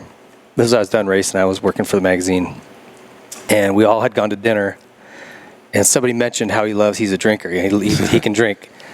And they said, "Don't challenge him to, whatever." And I ordered two. Jaeger. I know what you're thinking. I ordered two Jägermeister shots, and I slid him one, and I stared him down, And he goes, I have a funny story. And we just started. I don't think Ryan will care if he tells. We started going, and his demeanor never changed the whole night. Dude. And I threw up all over my room. I had to be put to bed. Not a human I know that can take alcohol like him. Tell your story, because I was there. So back in the fun days of Supercross and motocross, we used to go as parts unlimited athletes. All the athletes, they would take us to Madison, Wisconsin, and we'd all get to go, do the factory. But basically, it was just all of us getting to hang out. So they would bring all their reps, dealer, anyone. There'd be like 1,000 people show up at this event. And they would bus us in on the coolest bus that I've ever seen still to this day. And it was fun. Back in those days, life was different, right? I mean, it just... It seemed like work hard, play hard. Or play harder. True. But it was it was fun. It was GL, it was Tedesco, Beaker, myself, Pastrana, McGrath. There were a lot of personalities. A lot of different personalities. And I'm missing a lot of people out, but it's crossing over into the road race with the Bostroms, Zemke, whoever they, just good humans, and people that really worked hard and were good at what they did, but they also had fun. Yeah. And Jeff didn't frown on us having fun. That was why we were there. Yeah. And so we would all go and hang out. And then there was this one day where Eddie bring us to his house, and Rhino was there. And Rhino tried to do the same thing. Rhino goes, I could outdrink you. Huge mistake. Huge mistake. So he goes and grabs. He comes back like this. Yeah. And I'm talking. I've never seen this much tequila in my life. And he just puts it on the table. I thought he had a tray. And I'm like, yeah, maybe it was a tray. It was a tray just full with shots. 2 shot glasses. And he says, all right. And then so it was literally a table like this, which is just a plastic fold-up table. And Rhino sits here, Jeff sits here. Jeff pause. And dude, and I'm like, they just kept going? I'm like, this is unsustainable. I didn't even want to come in the room because I was scared of being pulled to the table. Hey, and Ryan Nyquist, this is back when the world really was badass and we were sponsoring BMX guys. Yeah. And so Ryan Nyquist goes and is feeling sorry, as we all were, and he's like, and he drinks one for Rhino. That's it, Ryan Nyquist, you're sitting here. So then there's 3, goes and gets an extra thing. So they're just sitting there, and Jeff's just like this, just sitting here. And back then he was a bigger guy. Yeah. And he's just shotting, and I'm like, oh my gosh, these guys are gonna die. And Nyquist legit falls just out of his chair on the ground. After how much time? I don't even remember. How many shots? I was trying to count. I think around 15. Yeah. In a matter of 30 minutes. Yeah. I don't know, maybe 45. But And it was a lot and in a I'm short just amount of time. oh my gosh, they're gonna die. And Nyquist is just on the ground, passed out sleeping. And then next minute, we literally, and then Rhino falls out of his chair. And He does? Done. Yeah. And then we end up having to put him on the bus, and he's just done for the rest of the trip. And it was just, dude, Rhino was drooling on himself and everything. But it was so the best funny. part is, I don't know that Rhino's ever, said or challenged anybody to a drinking thing ever since. well, the best part is Jeff comes to me and he goes, these guys are a bunch of fucking pussies. I was like, you're right. We are. I'm like, I'm not challenging anyone. Rhino's probably never drank again after that. That same night is when we lost Neil Hodgins. Oh, that's right. We lost him. We You know the World Superbike? Yeah. So we show up the next day. He went on a walkabout. He went on a walkabout and ends up sleeping. I mean, Madison's not a warm place in this time of area, and ends up just passing out in the backyard of his just a launch chair or whatever. And we ended up finding him the next day. Oh, it was good times back then. Yeah, that was a huge mistake. He probably didn't even have a buzz by the time I was done. But I was tits up, thrown up in my bed. Yeah. They had to put me to bed and went out. Well, it was also fun because we got to go to his property, and the track's water, everything's manicured. He's got all these toys, the best man cave. You know what I mean? Just you could imagine what it's like. And I remember we started drinking, and he's like, "Well, if you're gonna drink, you probably shouldn't ride." So we started drinking. He's like, "But you could ride a quad." And all of a sudden, there's all of us just broad sliding around this track on these random quads. Because it's raining. Oh, that's right. That was maybe I would put that in my top 5 most fun I've ever had on a motorcycle. We're popping wheelies, doing shots. So all of us, and then so you like the group that you're talking about, motocross, supercross, road racing, BMX guys, and just think of like this wet, super slippery track. And somehow I think, and then he had just random production, 4-strokes. Okay. So we were just out on 250 4-strokes, and all of us just riding back in those days, and you just ride the shit out of it, and the thing was just like sliding everywhere. Oh, you guys no helmets or gear? No, we were full gear. Oh, you were geared up. Okay. Yeah, no, we were geared up, and then, but it was so much fun. I mean, and then I think we did that 2 years, and then it was kind of like the manufacturer started getting word of it. Well, all these because that's dealers and all that are coming, and they probably have this image in their head, and then they get there and they're like, this is a shit show. These guys are out of control. They're freaking mad. Guys are wheeling quads, going the wrong way, riding in the woods, crashing, laughing, doing shots. We made this track through the woods, and it was literally impossible to make a lap, and it was just, we were doing lap times. I hit a tree so hard. I thought I separated my shoulder again. All right, well, in that same vein, Grant Langston's 2003 championship party at Brock Sellards. The one that was really well prepared. It was very well the prepared. real organized one. Were you staying at Brock's too, or you were just? I was at Brock's too in my motorhome. Yeah, that's right. So yeah, like obviously we had gone to, I think it was like went to Walmart the week before. It was the week before the race was supposed to be. Yeah, we were staying there. And it did not stop raining the whole time. Yeah. And it's like the first day or two, you're kind of like, shit. And then it starts just like, it's not going to stop. And then you start getting word like this thing's going to get canceled. And it just, rapid just went like this. We went to a dealership. Well, hold on. The best part is you were like, yeah, I suck outdoors. I hope it's done. Woo, this party. And you're like, I'm not going to win anything in it. And I'm like, guys, I'm fucking stressing over here. And you're all like, yeah, screw it. And I was genuinely stressed at this time. So carry on. That'd be another top 5 moment for me. Like, we went to some dealership, local dealership. Fred Andrews. Was that what it was? It was his dealership. We bought, I don't know if it was, I think I brought 4 110s. Yeah. We literally could barely fit them in the truck. We bought 4 110s. You got, I think you purchased. Maybe I got 2. You got 2, I got 2. Maybe I got 2, you got 2. And then I think Brock got 1 and someone else got 1. We got 7 or something total. And so we just, for days in the rain, it just didn't stop. And we just made the gnarliest, muddiest, nastiest pit bike track. It remember it went through his barn? It was supermoto. Remember when it was like the lights were out? Remember Ellie? Oh my gosh! She hit me so freaking hard. All you could see, all you could tell was people were smiling because the lights were out, and it was like, dude, it was just polished concrete. No, but she grabbed dish soap, and then we came into the arena, and I was sliding, and she locked it up, and she T-boned me so hard. I had like hematoma.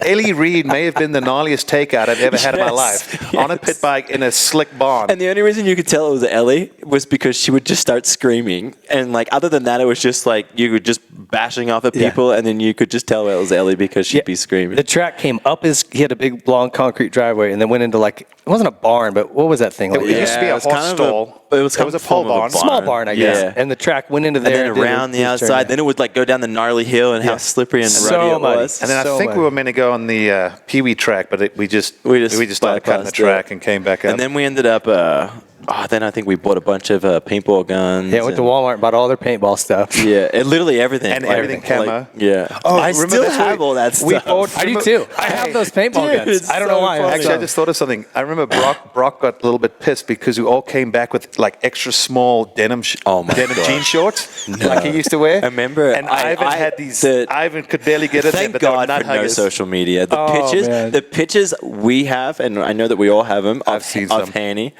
Oh, Hanny. Yeah, that's right. Dude, I have this best picture. Sorry, Hanny. I have this picture of Ellie. All I think of is Borat. Picture. Yeah, I have the this mankini. gnarliest picture of Josh Hansen in Ellie's thong. And he's got it up over his shoulders basically just cut off jeans. And we went to the club like that. I wouldn't call it a club. No, it was the Red Onion. Red Onion. That was awesome. There was more chicks than teeth. Oh my gosh. I remember doing karaoke with Ellie. Mm-hmm. That Four Non Blonde song. We're just like screaming. All I remember is IT wore those jeans for like years. They would just surface, and I'm like, "There's those jeans." He would have this cutoff shirt, his wife beater, with the big cutout, and then these tiny denim shorts. Yeah. Oh my gosh. All right. That was a fun trip. That was a good time. You know what? We Sometimes celebrated pre and post GL's championship. Yeah, we did. we all won it together. Was that you had another championship party back at home, right? That's when my wife got all boogered I just out. remember that Davey Coombs calls midway through us partying, and GL starts, he's going like we're all going to listen. And he's like, GL gets on the phone, just typical GL, I just picture it. And he's like being all serious, yes, Davey. But so it's canceled. And like all I hear is, it's canceled. That's it. And Not then even, no everyone starts confirmation. screaming. Everyone just starts yelling. And it's just And like, it's back on. It's back on. Yeah, I was like, oh, thanks, Davey. Cheers. All I heard was canceled. That was the moment where everyone went nuts. That was probably the best. That's the best party I've been doing in a while. I slept was in a good a time. dog bed. Oh my god! Well, I didn't sleep the whole night, but I took a power nap in a dog One thing I bed. remember when Chelsea turned somehow Chelsea unplugged the freezer and thawed out all these meat. Do you remember that? The freezer? Oh, no. Well, yeah, the freezer. Something broke downstairs. And then it thawed and leaked water everywhere. Oh, yeah. it was a big deal. And then we moved on from that real quick. But I was going to say, I hilarious. didn't even know. We should actually apologize to Brock. Yeah, probably. we should. We dicked Sorry. his place up really bad. Sorry, Brock. Sorry. I think he inherited a KLX out of it. So. Yeah, somehow. Hashtag worth it. Yeah. All right. Hey, let's take a quick break. We'll be back with more Chad Reed.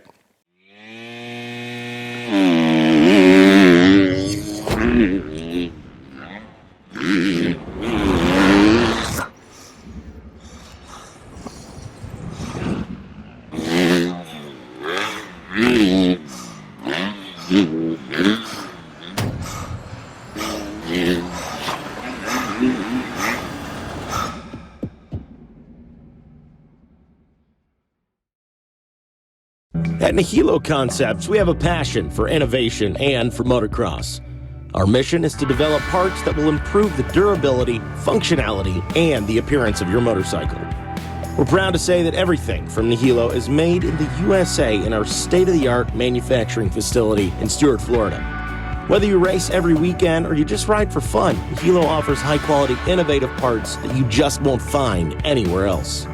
Nihilo offers custom engraved engine covers, one-piece titanium foot pegs, brake tips, internal engine components, specialty tools, frame grip tape, carbon fiber components, and so much more. Check out our website, NihiloConcepts.com, and see for yourself why teams like Red Bull KTM, Rockstar Husqvarna, Troy Lee Designs, and some of the fastest riders in the world choose Nihilo Concepts. NihiloConcepts.com.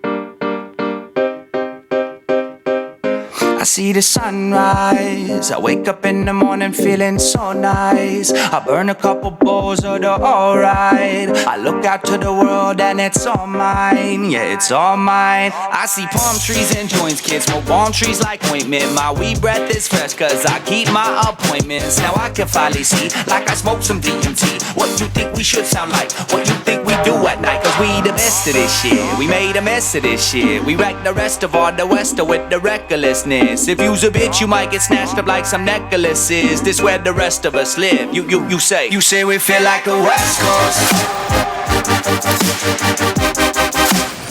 I say we sound like the pasta. You say we feel like the West Coast.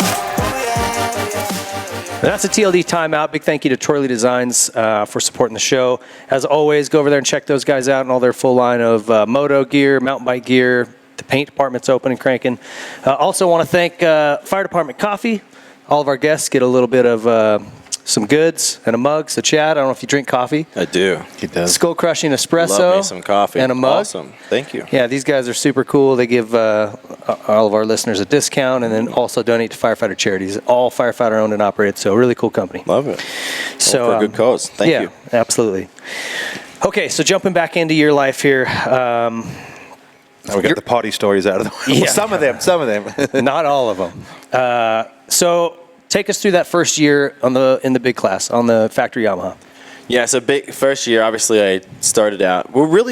We started out, that was the first year that we had World Supercross. Mm-hmm. And it's kind of like, it was the beginning of like when you start to learn the politics of the sport. Because, you know, like you start to go into the bigger class. We were promised as Yamaha, like, you know, like we were the only ones that really supported it. KTM did too. But as far as like, you know, sending the full team at that point in time, obviously Jeremy was a part of KTM, so that it was a big deal too. But the KTM thing made more sense. Honda and Cowie didn't go. Yeah. But Suzuki, Yamaha, and KTM did. Yeah, so we went like, you know, and we were kind of like promised a lot of things. Like, you know, it was going to be this big thing. Like if you do it, you know, there's better things to come. Anyway, I did really well. I crashed at the first one. That's when you battling. You hit Sebastian in the air? Don't know if I crashed or I got taken out, but yeah, it was right in front of me. I remember seeing that. Seb went right on the jump, and anyway, I didn't even know where I finished. Maybe third, fourth. I wasn't on the podium actually. You were behind me. I got second, and then so maybe I was fourth. No, I passed Sebastian. Because I don't think I was on the podium. No, you're right. I passed Sebastian on the last lap. And Billy won. And right? Villeman won. Yeah, so I think I was fourth. And anyway, so then we went to Holland. I won Holland. Smoked everyone. Yeah, won Holland. Beat LaRocco, I think, was second. I got third.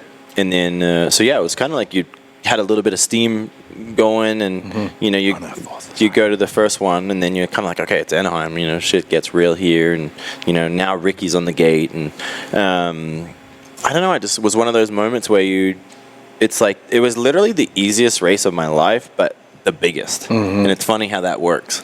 Like just it is, they had big whoops. The track was really challenging. And KTM loved the whoops. I bet.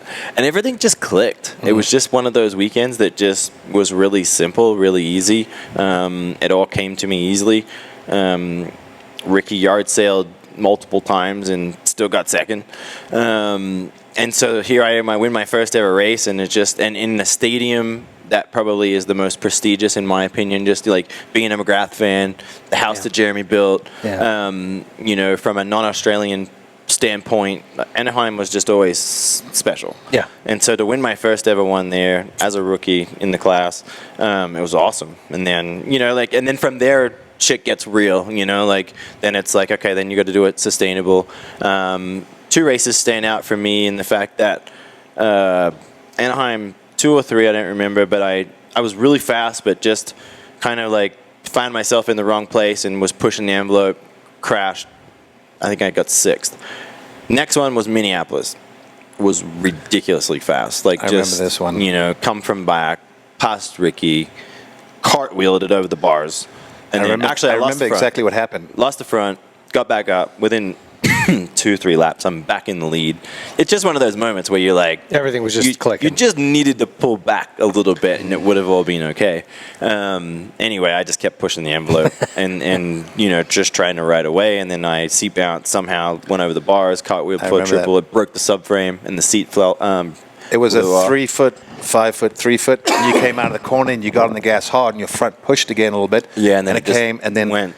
I think I came to your truck and said, "Dude, you had that. You just you anyway, went mental." I got 6th again, so 2 6th places, and then other than that, I was on the podium every weekend. And then you add up six times 2, and I was -7 at the end of the championship. Was it's that reality check that you are a rookie, even though you've been in it a little bit. So and then it sucked because even though you were winning, he just had to be behind you, and that was not difficult. No disrespect, but you guys were on another level. And if I remember correctly, I think for the most part, Ernie was a distant third. So the last 6 races, I forget what it was, but it's like I showed up at St. Louis, won St. Louis, and then we went on a tear. I won 6 in a row.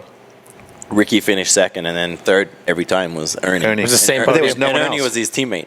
So at any point that Ricky wasn't really in it, the teammate thing was always going to come into play. Yeah, it's a tough position to be in. How was that bike compared to like what you had ridden the year before?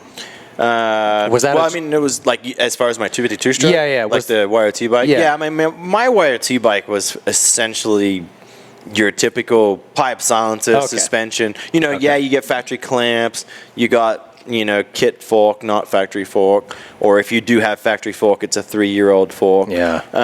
Just that normal program. So like it was kind of like it was the toppest, the highest level of support that you could get at that point. Bike was awesome. Really. You were stoked on that bike. No, I was really stoked on that bike. That bike was kind of that 03-04 bike was unbelievable. And then really honestly, the biggest upgrade to 04 was the bell bottom forks. We got that at the end of 03.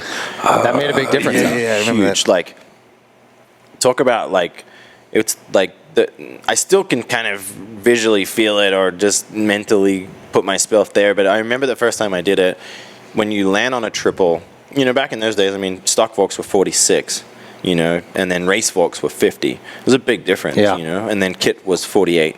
So, kind of like, be in that range, and then we went from a 50 mil fork, to a bell bottom 50 mil fork. You would just land off the triple, and like when you go into those 90-degree turns where like it lands and you need to give input and whatever, the thing would just go boom, boom, and turn. Just like it just felt like it was even the worst setting. Like the first setting was plush and badass. And obviously we evolved from there, but it was really just that big of a change. Just a crazy change. Yeah. Yeah. Same feeling that I have today, which is funny with the steel frame, is when you take a KTM and you put the 52 forks on it. Same feeling. It's is that just, right? Like. The bike just comes alive, like you have a really good solid bike, then you put 52s on it. So do you think that's I watched this kind of pattern throughout all of the racing years where they had steel frames, and everybody went bigger forks, stiffer, try to stiffen it up. Yeah. But as the aluminum frames came in, that's when Shoal was 51, then they had to go back to 49s. KYB 50, then back to 48. It's too stiff, right? Basically, yeah. Like KYB, when I went to Yamaha, they had 52s. Because I remember I was like, geez, like that's a lot on the steel frame.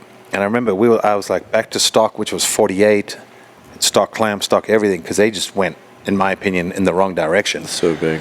Yeah, and if you watch certain bikes, you can still see where like maybe they're a little too much in that direction, and they need to have something that gives a little more, because the aluminum frame just doesn't flex like the steel does. No, it doesn't. And so then it's like, kind of like essentially the frame's stiff. And then so it is what it is. We're, steel frames and all that, like there was more opportunity. You could brace it. You could do these things to, like the general public liked them. But then as a race team, there was like a window of opportunity where you could, massage it a little bit. When you get this big old stiff piece of aluminum, and I don't necessarily believe that they're all that way anymore. Like I think that actually some of them are too soft. But potentially soft in areas. Soft in areas, correct. I still think a lot of them might be a little too rigid up front, where you kind of want that feel, but I agree. I think some of them, they've loosened up in that mid-lower section. Yeah. So, yeah, just kind of like that, the evolution of You still prefer the steel frame feel? I like, like my KTM, I love it. I really do. I think as a bike, it's probably one of, if not the best bike out there. But then I don't hate aluminum either, like for the majority of my career, I've spent on aluminum now. So, aluminum feels normal. There's a combination, and I think there's a trade-off. I think that aluminum has a plushness that steel does not.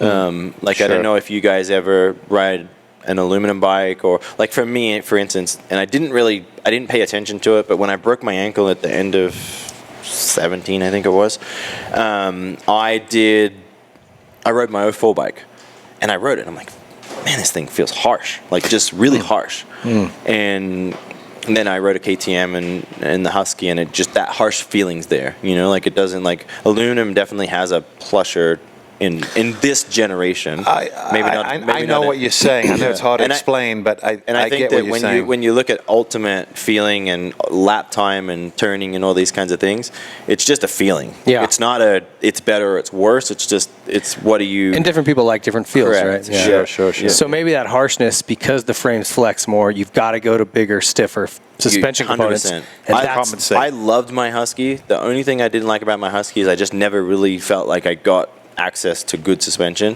When we would, for the whole pandemic thing and the world was on pause, I rode a KTM 2-stroke, and I'm like, man, this thing actually feels really good. I remember how this thing feels. I got a 450, I rode it, loved it, and then I was really fortunate to get access to the 52s, and then putting 52s on it was like, okay, now I really like it. I'm going racing on this thing. Did you look good on the bike? Seriously, like the last few weeks. It's a fun bike. The bike reminds me, and I think you can take the steel chassis out of it. Just ergonomically, the weight distribution of it, it just feels a little bit more old school. And I think that that's why it's probably the best bike still. I think that, a traditional Yamaha or a new generation Yamaha and Honda, they always have so much weight on the front. I think they've worked so hard in their center mass. Now it's just this rock, everything's in the middle. So then when you brake, it goes like this. When you accelerate, it goes like this. And I think a KTM still has distribution. It has good inertia of weight one way or the other. And I think there's a big difference too between centralized mass is the big thing. Yeah. Everyone's pushing this centralized mass, and I don't believe it in works. It that much. To me, it works in Formula One. It works in car racing, where you can plant that inertia in the center of everything. But at motocross bikes, like you said, the weight's either this way or this way. It's very seldom it's offloaded. So if you've got centered mass, when you brake, it gets thrown forward. It's like having a massive cooler box in the bed of your truck. When you brake, you're gassing. It's just, it's not a good situation. Yeah, but I also think there's a difference between what the common customer would want and the feel they're looking for. I mean, a great example is the Yamaha's winning all the shootouts. But I think potentially as a race bike, it's probably the worst right now. Yeah, and that could be. And unfortunately, I think it's been like that for a while now. I will say that I haven't rode the new generation for Yamaha. In stock trim, compared to stock, it's really good. From everything that I've heard, it's better than the old generation. Yeah. And I honestly thought that the old generation, as a fan that wants to go to the racetrack and just ride, and have fun with my buddies, it's an amazing motorcycle. Yeah. Really is. And so I just imagine that that's just better. But for whatever reason, when you start stiffening the suspension up, you start giving it a little bit more power. It exaggerags some of that stuff too. Yeah. They haven't figured that part of it out, and I have my own reasons why they haven't figured it out. You don't have to share those if you don't want, or you can. That's up to you. Yeah. Okay, so that first title, what does that feel like? I mean, the first title is it's your lifelong dreams, or as long as you can remember, in the past 10 years at that point. Did you wrap it up at Vegas or before? I had to wrap it up in Vegas because I got penalized from winning. I lost 25 points because of fuel. Yeah, I remember that. Mm-hmm. So I would have wrapped up in Salt Lake. That never got overturned? I thought that got overturned. Just Ricky's. Only Ricky's. Only Ricky's got overturned. Only Rogers got overturned. Yeah. Funny how that works. Weird.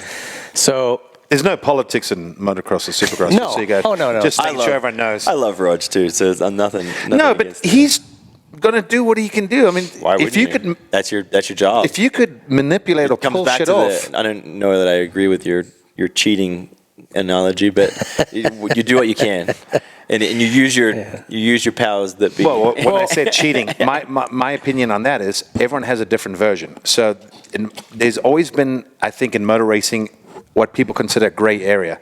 Some people exploit it. Some people won't touch it. I know when I rode at Yamaha, there was a rule that's a little gray, and I was struggling with the bike. I'm like, hey, you could shave that. And Keith McCarty said, no way. In Yamaha, we don't even float with gray area. I was like, shit, that sucks. Well, who was the team? Was it Cowie that was shaving those bikes frames down? Was it RV's bikes? And they were polishing the frames. I don't know that JL's telling you the full story. It may or may not have been Kawasaki. I know exactly. Anyway. what it is. But you I know know what? exactly. But here's the thing. I know the Okay. exact area of the bike. I know everything. That But he's I'll tell talking you about. this. I know there were, I'm not going to mention names, but people that studied the rule book and went and said, there's a tolerance. We're just going to be on this side of the tolerance gap. Yeah. Is that cheating? No. So there is a tolerance, and So I'm not if going to you're say on who it the is, but line- there's a particular manufacturer that never gives a frame. They just give a drawing, and the drawing buys you plus or 2 mil. So essentially, you're buying yourself a 4 millimeter window. It's a pretty big swing. It's a very big swing. Smart. It is smart. But once again, there's no politics in our sport. I was there's so much funny shit that goes on. We had Kurt Nickel on, and he was telling us the first year was it the very first year? KTM with the He four goes, stroke. dude, we didn't have enough bikes over here to meet the homologation rule. We totally lied. We sent them- like shell gaming. Oh yeah, here's all these bikes. Look at them. And then they put here they're over here. Look at all these bikes. They had like 6 bikes and 6 different Yeah, right. dealerships, and they got homologated. There were only 400 The behind. same 6 bikes. So yeah, first championship. Just that realization that it really became true. But then with saying that it was all those feels, but it was also like there was something missing. Like the year before, I really honestly felt that I was good enough in carrying what I learned in 03 to really take it to Ricky and be a legit hey, I think I can take for it sure. for Ricky Yeah. over 16 races. I don't think anyone questioned that. And so for him to get hurt, there was that little missing. it seemed a little blemished for you, huh? Yeah. Did I celebrate it? Did it feel whole? It did, but it was there was always that thing in the back of your mind as a racer, strictly just as a Yeah. racer. I know that I could have on this motorcycle could have taken it and could have challenged. Yeah. We would never know. Yeah. But I felt that I had what it took to to take it to him and to win. How were you guys getting along at that time? Were you guys buddies, or were you no? We were always Cordial? Yeah, we were always cordial. That's how I would Ricky, describe it. Ricky and I always had this.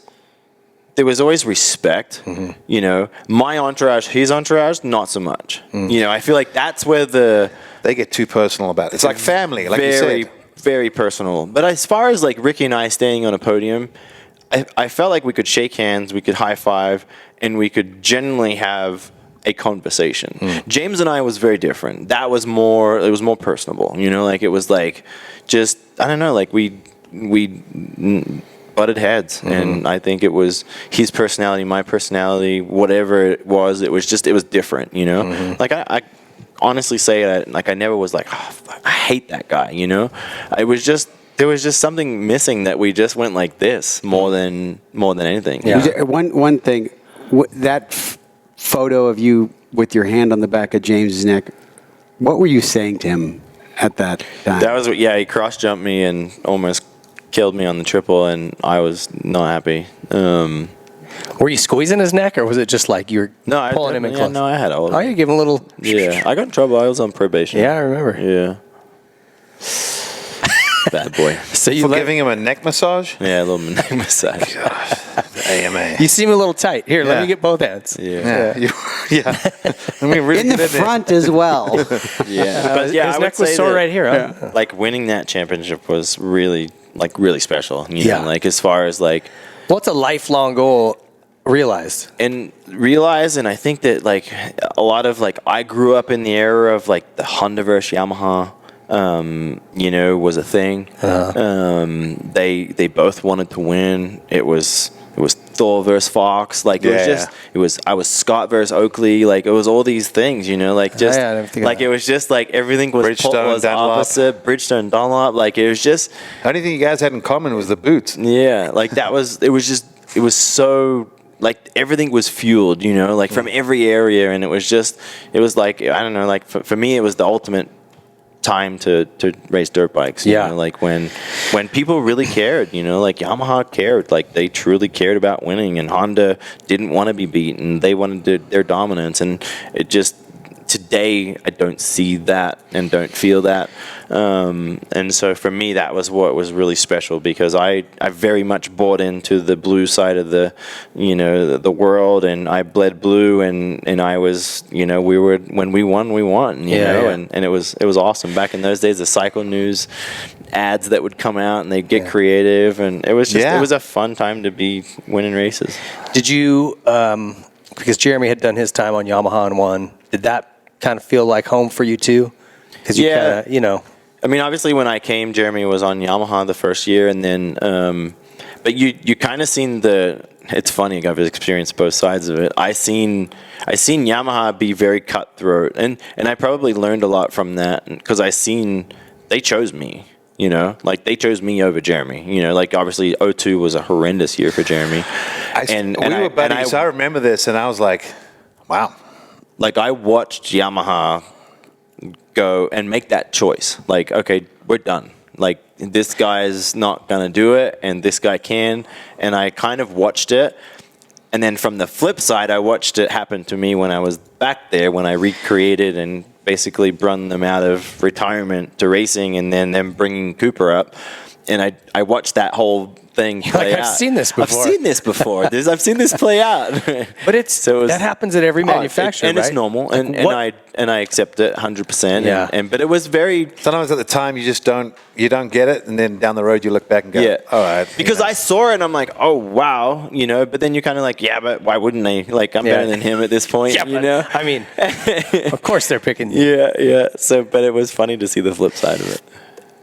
And I think a lot of times, because for racers it's very personal, everything, this is your life. Mm-hmm. But for the guys in the suits behind that desk, it's business. And it's numbers, and okay, what guy has the best chance of winning right now? And there's number crunches. Yeah. And so right then and there, they showed me, like I saw it, even though I was young, I experienced what was really happening, and I feel like, I don't know, like maybe I was beyond I don't know, maybe I've seen it differently than other people do, but I acknowledged that what was happening even at that young of an age. That's good. You seem like you're. I was a big sponge. You're very perceptive of what's going on around you and learn a lot. That's And so I seen it, and and made what was best decision for me, and so it was interesting to see that. You kind of mentioned, like, back in that day, Yamaha wanted to win, Honda wanted to win again. I feel like if you're looking at the sport now, KTM wants to win. Yes. Those guys with Cooper, I mean, they're doing everything they can do. Kawasaki really wants to win, maybe because they have the guy or whatever. But you're right. You see some of these other manufacturers, and I mean, Suzuki's asleep at the wheel completely. But I mean, I think is it just like upper management? Whoever doesn't control it, if they're a fan of racing, that trickles down. Is that what the deal is, or how does that change and evolve over time? Yeah, I mean, I feel like I always get myself into trouble here, but I don't do that. No, it's not that. Truth hurts, I think, and I think that at this point, it's not like I'm trying to get a factory ride. Just strictly my decision, my opinion, is that it always happens from the top down, always. Sure. I think that when you look at KTM and the decisions they're making and the team that they have and the people even behind the scenes, there's so many people behind the scenes that are and were a big part of this guy's career, my career. Like, there's so many moving parts of the puzzle, and you look at I think, and I was always really tough on Kawasaki. When I went to Kawasaki in 2010, was one of the worst teams I've ever rode for. But I currently look at that team, and you look at how it's evolved, and it's kind of like it's weathered the storm, and it's changed. And it kind of like when I was there was when two road racing guys came in, and then it was kind of like they were the black sheep, and then I was essentially the black sheep, and then I liked them. Well, then I was told that I couldn't communicate with them because now I was phased. It was just a weird kind of way. I look at Kawasaki now, and I think that they are equal in the fact that they have a badass race team. I would definitely agree I with really that. believe. I mean, just I hate to name names because one individual can't make a difference, but when you got Oster Widerman, who I have nothing but respect for, he was also my mechanic, your mechanic. Yeah, and there's just the decisions that I see Kawasaki making make me really proud for them, and I have nothing to do with Kawasaki. I just think it's resulting in sales too. Yeah, like from the dealership level, when you look at numbers, because they show you that Kawi's putting a dent in the big brands. I don't think it's a mistake that you're seeing a better version of an Eli Tomac this year. Sure. I really believe, and I strongly believe that you're only as good as the people around you, and mistakes. Amen. There's no such thing as mistakes. Mistakes is a part of preparation and good and bad people around you. And that's the best way to learn. And too. I think that's the only way that I can put it. I think that when you have a solid group of people around you, everything commonly, like good people win. Mm-hmm. Sure. Or good groups win. Yeah. We always used to say good things happen to good people. Yeah, and I think that's Kawasaki and KTM. But you think that starts up pretty high, right? Oh. And then that passion for racing trickles down. Like right? for me, like the sensitive part of the subject is Yamaha. Like Yamaha's not Yamaha. Just it's so old school. There's an individual that's been there forever. The sad thing for me is that individual has influenced so many layers below him that even when he's gone, it's going to carry on. It's a carry on. Then it just, no disrespect, but like Yamaha needs a clean house. They really do. For them to become a challenger in that higher level, there needs to be some enthusiasm. There just needs to be a full clean house and just inject it with some enthusiasm and a new direction. And I say that with experience. I've been there, I was been there a lot, and I've been there 2 times. One at the beginning, one at the end, and the same things that made me want to leave here made me want to leave here. Wow. So that's what I think.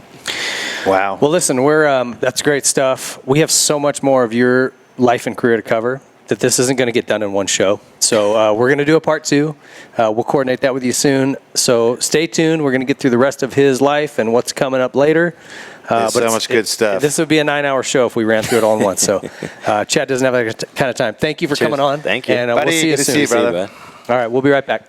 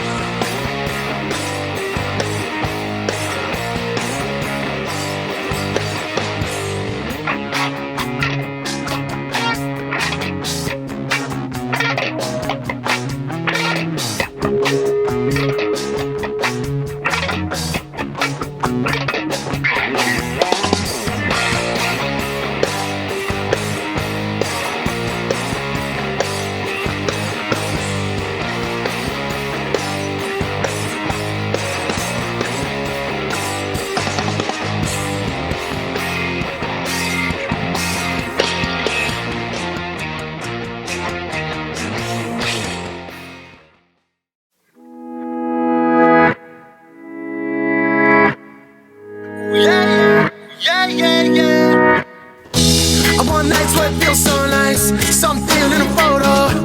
Right now, right now, right now. Let's do this right. Go slow out of moonlight. It's still shining. One day I'ma let go. Yeah. One day I'ma let go. Everyone's using me, but maybe that's something I like. Yeah, I've been on something since last month, but I'm feeling alright. Maybe I'm blind to see. Maybe I'm losing my mind. So I've been on something since last month, but I don't feel alright. It's me against myself. It's me against myself. I'm starting to black out. Yeah. I've been staring at the stars. Running from myself. I'm running from myself. I'm starting to black out. Yeah. I've been staring at the stars. Oh, yeah.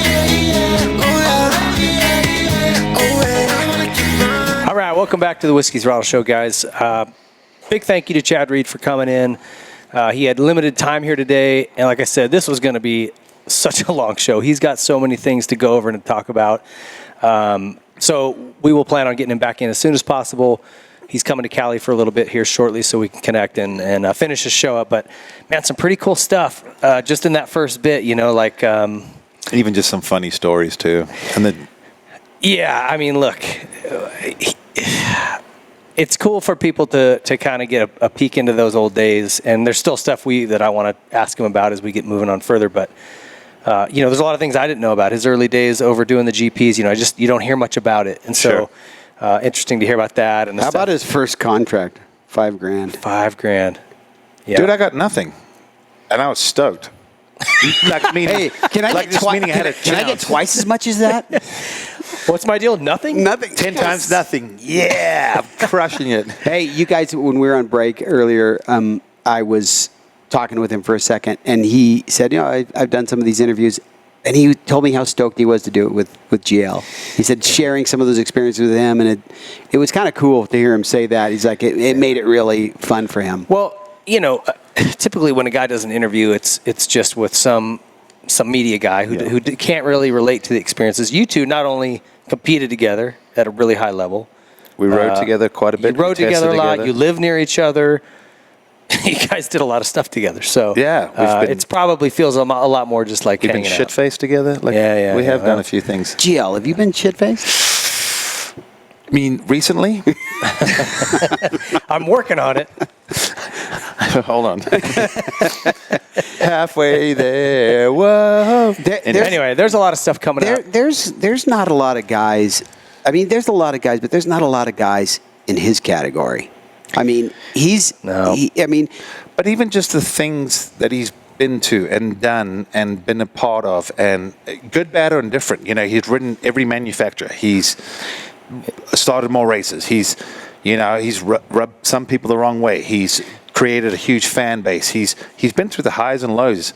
I have a lot of respect for the guy in the sense of he is gritty. He is dogmatic. I think is one of the best ways to explain him. I don't know if that's the right word for what you're trying to say. Dogmatic? It's automatic. Hydromatic. Oh, God. Don't bring up grease. Hey, you know something else? I knew you guys were going down something there. Hey, you're like, I don't know if this is the right way to explain I shot the clear. You know something else? Did you know I was from South Africa? Do you know that? Did you know that? Along with Larry Ward, Reed's also been a professional in 3 decades. Yeah. So he started in 99 in 90s and went to Europe and then came here. So it's like, okay, he wasn't 3 decades in the United States, but no, incredible career. And there's, I mean, if you think of something we haven't asked him yet that's from the first half of his career, feel free to leave a comment under here, or better yet, put us on our Instagram page. Something you'd like us to ask him. Yeah, if there's something you want us to get into. We're definitely going to ask it. So yeah, we already have questions kind of laid out for him, but if there's something you specifically want to hear about, please feel free to shoot that to us, and we'll make sure we get the nice thing about Reed is if he doesn't want to answer it, I'm sure he won't answer it. But I don't think he cares too much about what he says. That's always been his MO, though. Well, I was going to say, he's a little bit like us, to be honest. You say what you think, I say what I think, and he's always said what he thinks. Good, bad, or indifferent. You know, we've all rubbed people the wrong way. Well, and I want to talk to him, too, about the transition, because when he did come over, I did write something to the effect of he remembers. Yeah, he does remember. He remembered it better than you did, dude. So I don't even remember. You don't remember it. He remembered it verbatim. Yeah, Vegemite. I don't remember that. Vegemite. Arrogant Vegemite eating. Vegemite Australian. Eater. Yeah. Anyhow, Vegemite. I stand by what I said. He was very cocky when he came over, but like I told him, he backed it up. And then, and now, when you go back and you look at the whole thing, where he came up as an amateur and said, "No, I'm not riding a 125. I want to ride the 250 class," and he wins right away. Goes to Europe. Nah, I'm not interested in a 125 ride. I want to ride the 250 class. Comes to the U.S. He's pissed off. He's got to ride the 125 class. He only does it one season. Well, and he he's knew right he up. had to get his foot in the door. So at the same time, wasn't his first choice, but Right. he took it in and was like, "This is my chance to show everyone why I deserve to be up there." Well, and look at it like this too. Even if he had somehow put together a 250 ride over here, look what he did on that Yamaha Troy bike on the West Coast in those open rounds. A fourth? Are you kidding me? Some guy just comes over on a satellite team, a privateer bike essentially, and gets a fourth? And there was a lot of depth at that point, Yeah, too. there was. So, yeah. I mean, what he's done is incredible, and I'm really anxious to ask about his teams. his mental. I want to know, but to me, he is the most mentally strong rider maybe that our sport's ever seen. Well, you've heard Ricky talk on the prove me wrong. announcing. Ricky said, "The guy gave me nightmares." Yeah. I mean, I've never seen a guy, and we'll And that's the GOAT, so Yeah. We'll We'll be sure to ask him this in the next episode, but I have never, ever seen a guy, usually confidence has to be kind of built. This guy could hate his bike, be out of shape. He could have horrible results the weekend before. maybe even a hangover. Probably a hangover. He At goes times. he goes to the next round, and he genuinely thinks, I'm winning. I've And there were never times seen a guy like he that. genuinely won. Yeah. And I'm yeah. like, you can't ever Well, count I the also guy out. remember some of his mechanics specifically saying that if Chad Reed rolled down the tunnel, he said, "Oh, I'm winning tonight," and that he would win that night, Yeah, no no- matter no what. one questioned it. Nobody. He would just say, "I'm going to win tonight," and it's like, I think they were more concerned when he didn't say that. Yeah. To be honest. But the cool thing is, you talk to his mechanics, they'll tell you, if you have a real in-depth conversation, they'll tell you, yes, he can be difficult. Yes, he could be an asshole. Yes, he yelled at me, blah, blah. But I would work for him any day. I love the passion. We worked through it. We got stronger. We have a bond. Like, I relate to some of those things. I don't know feel that like I was never like, I guess I try to not yell at someone because I didn't like the bike, but I try to tell them why I didn't like the bike. I think Chad, sometimes he just says what he thinks. Super and it can come focused, across the super- wrong Well, way, too. and he made a joke like sometimes you just got to take a breath, Yeah. And that's probably something he's learned. I don't think. Well, I had to learn too. I said things in the heat of the moment. I mean, I told my suspension guy one day, he said, "What can I do to make it better?" I said, "Resign." As you can imagine, it Did he didn't go over resign? very well. Did he resign? No, he thought I was a dick, and I don't blame him. Is that Kaipo? I'm not going to mention names. Hey, listen, a lot of guys like Chad Reed that have the kind of all the pieces of the puzzle, and if he feels like somebody else has failed him, but he has all the pieces of the puzzle, a lot of times they get upset like that. It's like even businessmen or whoever else or any other Dude, athlete. I've been in that boat where I felt like so-and-so is holding back this program. What do you do? Like, think about it. What do you do? Everything, if you don't perform, you're the loser. Your money goes down, your stock goes down, you lose your ride. So when you think someone's holding you back, seriously, put yourself in that position. No, You're for like, sure. This guy or gal or whoever Should resign. should get a lateral promotion to the marketing department of your brands. In other words, tell them to Lateral right out the back door. One other thing I picked up on that I thought was interesting, and this is sort of becoming a recurring theme that I've learned on these shows. Guys that are really uber successful spend a shit ton of time. see what happens when you riding. don't drink. I know. On I the need bike. a drink. On the bike. RC. Carmichael. Reed, Marty Smith. Yeah. Even McGrath. Even Jeremy. They That's just ride pretty a much what he lot. did. Yeah. It's more than they're thinking about. Larry Ward. More than they think about training off the bike. Larry Ward told us the same thing, right? He goes, I wasn't really much for training, but I rode a lot. How can you build skill on the bike if you're not on it? I think that's really telling. And if you are like, I just don't like to ride a lot, well, This might not be. this for you. might not be for you. I mean, We'll get you a lateral promotion. get you a lateral promotion the hell out of here to a junior college. to the speedway team. You just slide it left. All right. Well, that was a rad show. I'm stoked for part 2. Stay tuned. It won't be long. We'll get it done in a relatively short amount of time. We also have some good questions. Hey, this is unprecedented for us. A 2-parter.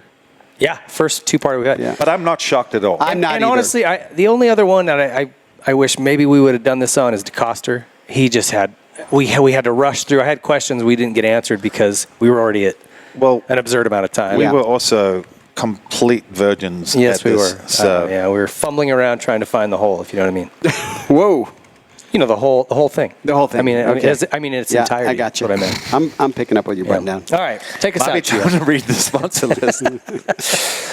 Well, thank you, Yamaha. I mentioned it earlier, but actually Chad Reed won both the Supercross titles on that machine. And if you look today, it's the leader in power sports. So Yamaha, the best. Make sure you buy one. I know a place you can get one. Powered Up, 20% off at checkout using the code Whiskey Throttle. They really are great products. As Ping and I have said, we use it. We're not just selling it because they pay us. We believe in it, and everyone that's used it will probably attest to that. So get one. I'm serious. Like, that's one of those machines. Donnie, you have one. It's use really the helped me. recovery. Yeah, I've it's used really it. helped me through this. I wish I would bring it with me more often. That's the one thing that I hear from people is, gosh, I forget to use it. Yeah. When I use it, it totally works. I notice I'm better. I forget to use it. I came up here, we did. We ride, we do this, and then wake up, I'm like, it would be really good. Disclaimer, it doesn't work if you don't use it. I started keeping it out on my desk. So then I'm you like, see it. oh, that's Yeah. right there. So I Yeah. just take it and use it. They are good, but it's like anything. You've got to actually, it's like your treadmill. You got to use it. Yeah. I Buying a bought a treadmill. Why am I not in shape? Yeah, It's why sitting haven't I over lost there. 10 pounds? You're like, you haven't plugged it in, sir. Oh, shit. Hey, I knew it I was really messy. heavy getting it inside the house. I knew there I was sweating. All right. Method race wheels, just the best. Maybe I'm biased, but I've had them on multiple vehicles now, and I truly believe they look good, they perform good, they're great. And you can also get 20% off using the code Whiskey Throttle. Most of these wheels are over $1,000 a set, even though I think that's very well priced because you pay the same for the rubber that goes around it. But They do have some more affordable options if you're looking for something. Yeah, No, I know. there's all kinds of. That's what surprises me too. But anyway, with 20% off, everything's under $1,000, so that's the good news. And they're badass, trust me. Troy Lee Designs. Ping mentioned it earlier. New helmets, new gear. They always got something new coming out. Check them out. I know at our dealership we're being close to TLD. We get a lot of their new stuff very quick, so it's kind of fun just seeing the cool collections coming through. There's always something cool going on. SKDA, they are, in our opinion, the best when it comes to putting graphics on your bike. They're very creative. They got some cool designs. They did one for me on that 250F that I harassed Ping about that I swindled. Have you seen the new? They've got like a retro line of 90s looking Hondas and Cowies and Yamahas. It's better than it looked in, so it's cool. It's the same but different. Yeah, it's like a tip of the cap to the 90s, but like a modern take on it. Sure, very, very that's cool a good stuff. way to put it. Yeah, so they got some cool stuff, and I believe, so I'm kind of stoked, but the graphics that they designed for that 250F, they're going to put that on their website because they had good rapport from it. Everyone's saying that they thought it was pretty cool. So I thought that was cool. They designed it. I'm not taking the credit. I just was like, yeah, you guys really are pushing the envelope. So check them out. Check their website. These guys do phenomenal stuff. And even though everything's made in Australia, it's unbelievable how quick these guys turn stuff around. It truly is.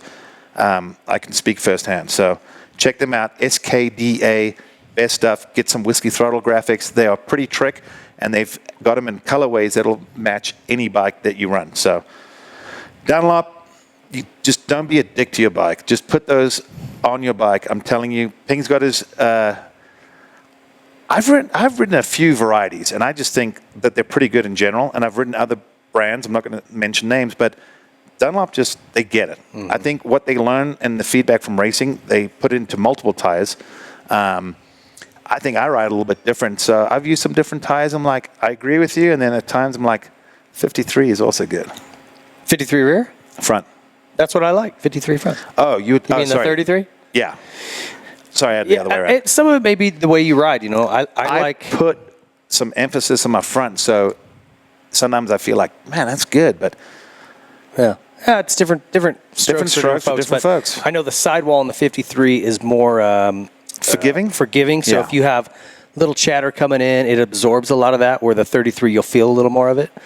That was one of the things I really liked about it. And under a load, like if you come into a turn when you really got weight on the front tire, it will roll less. Yeah. It stays more planted, and I noticed that. And I just like it better. And that's the thing. Yeah.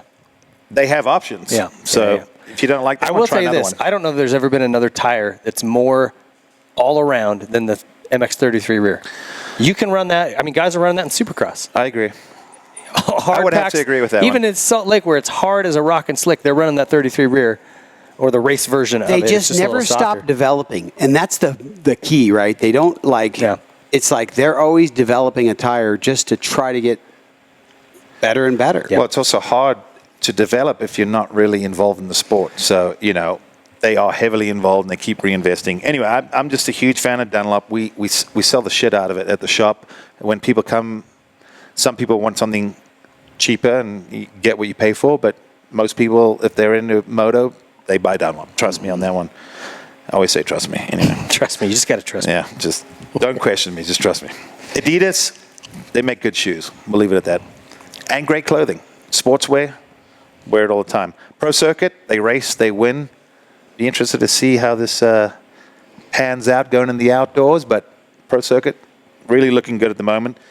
Nahila Concepts, they make cool stuff. I was even looking at our buddy who we're staying with, Spencer. He's got some covers over there, and they're all custom made by Nahilo. They just do really cool stuff. Check them out.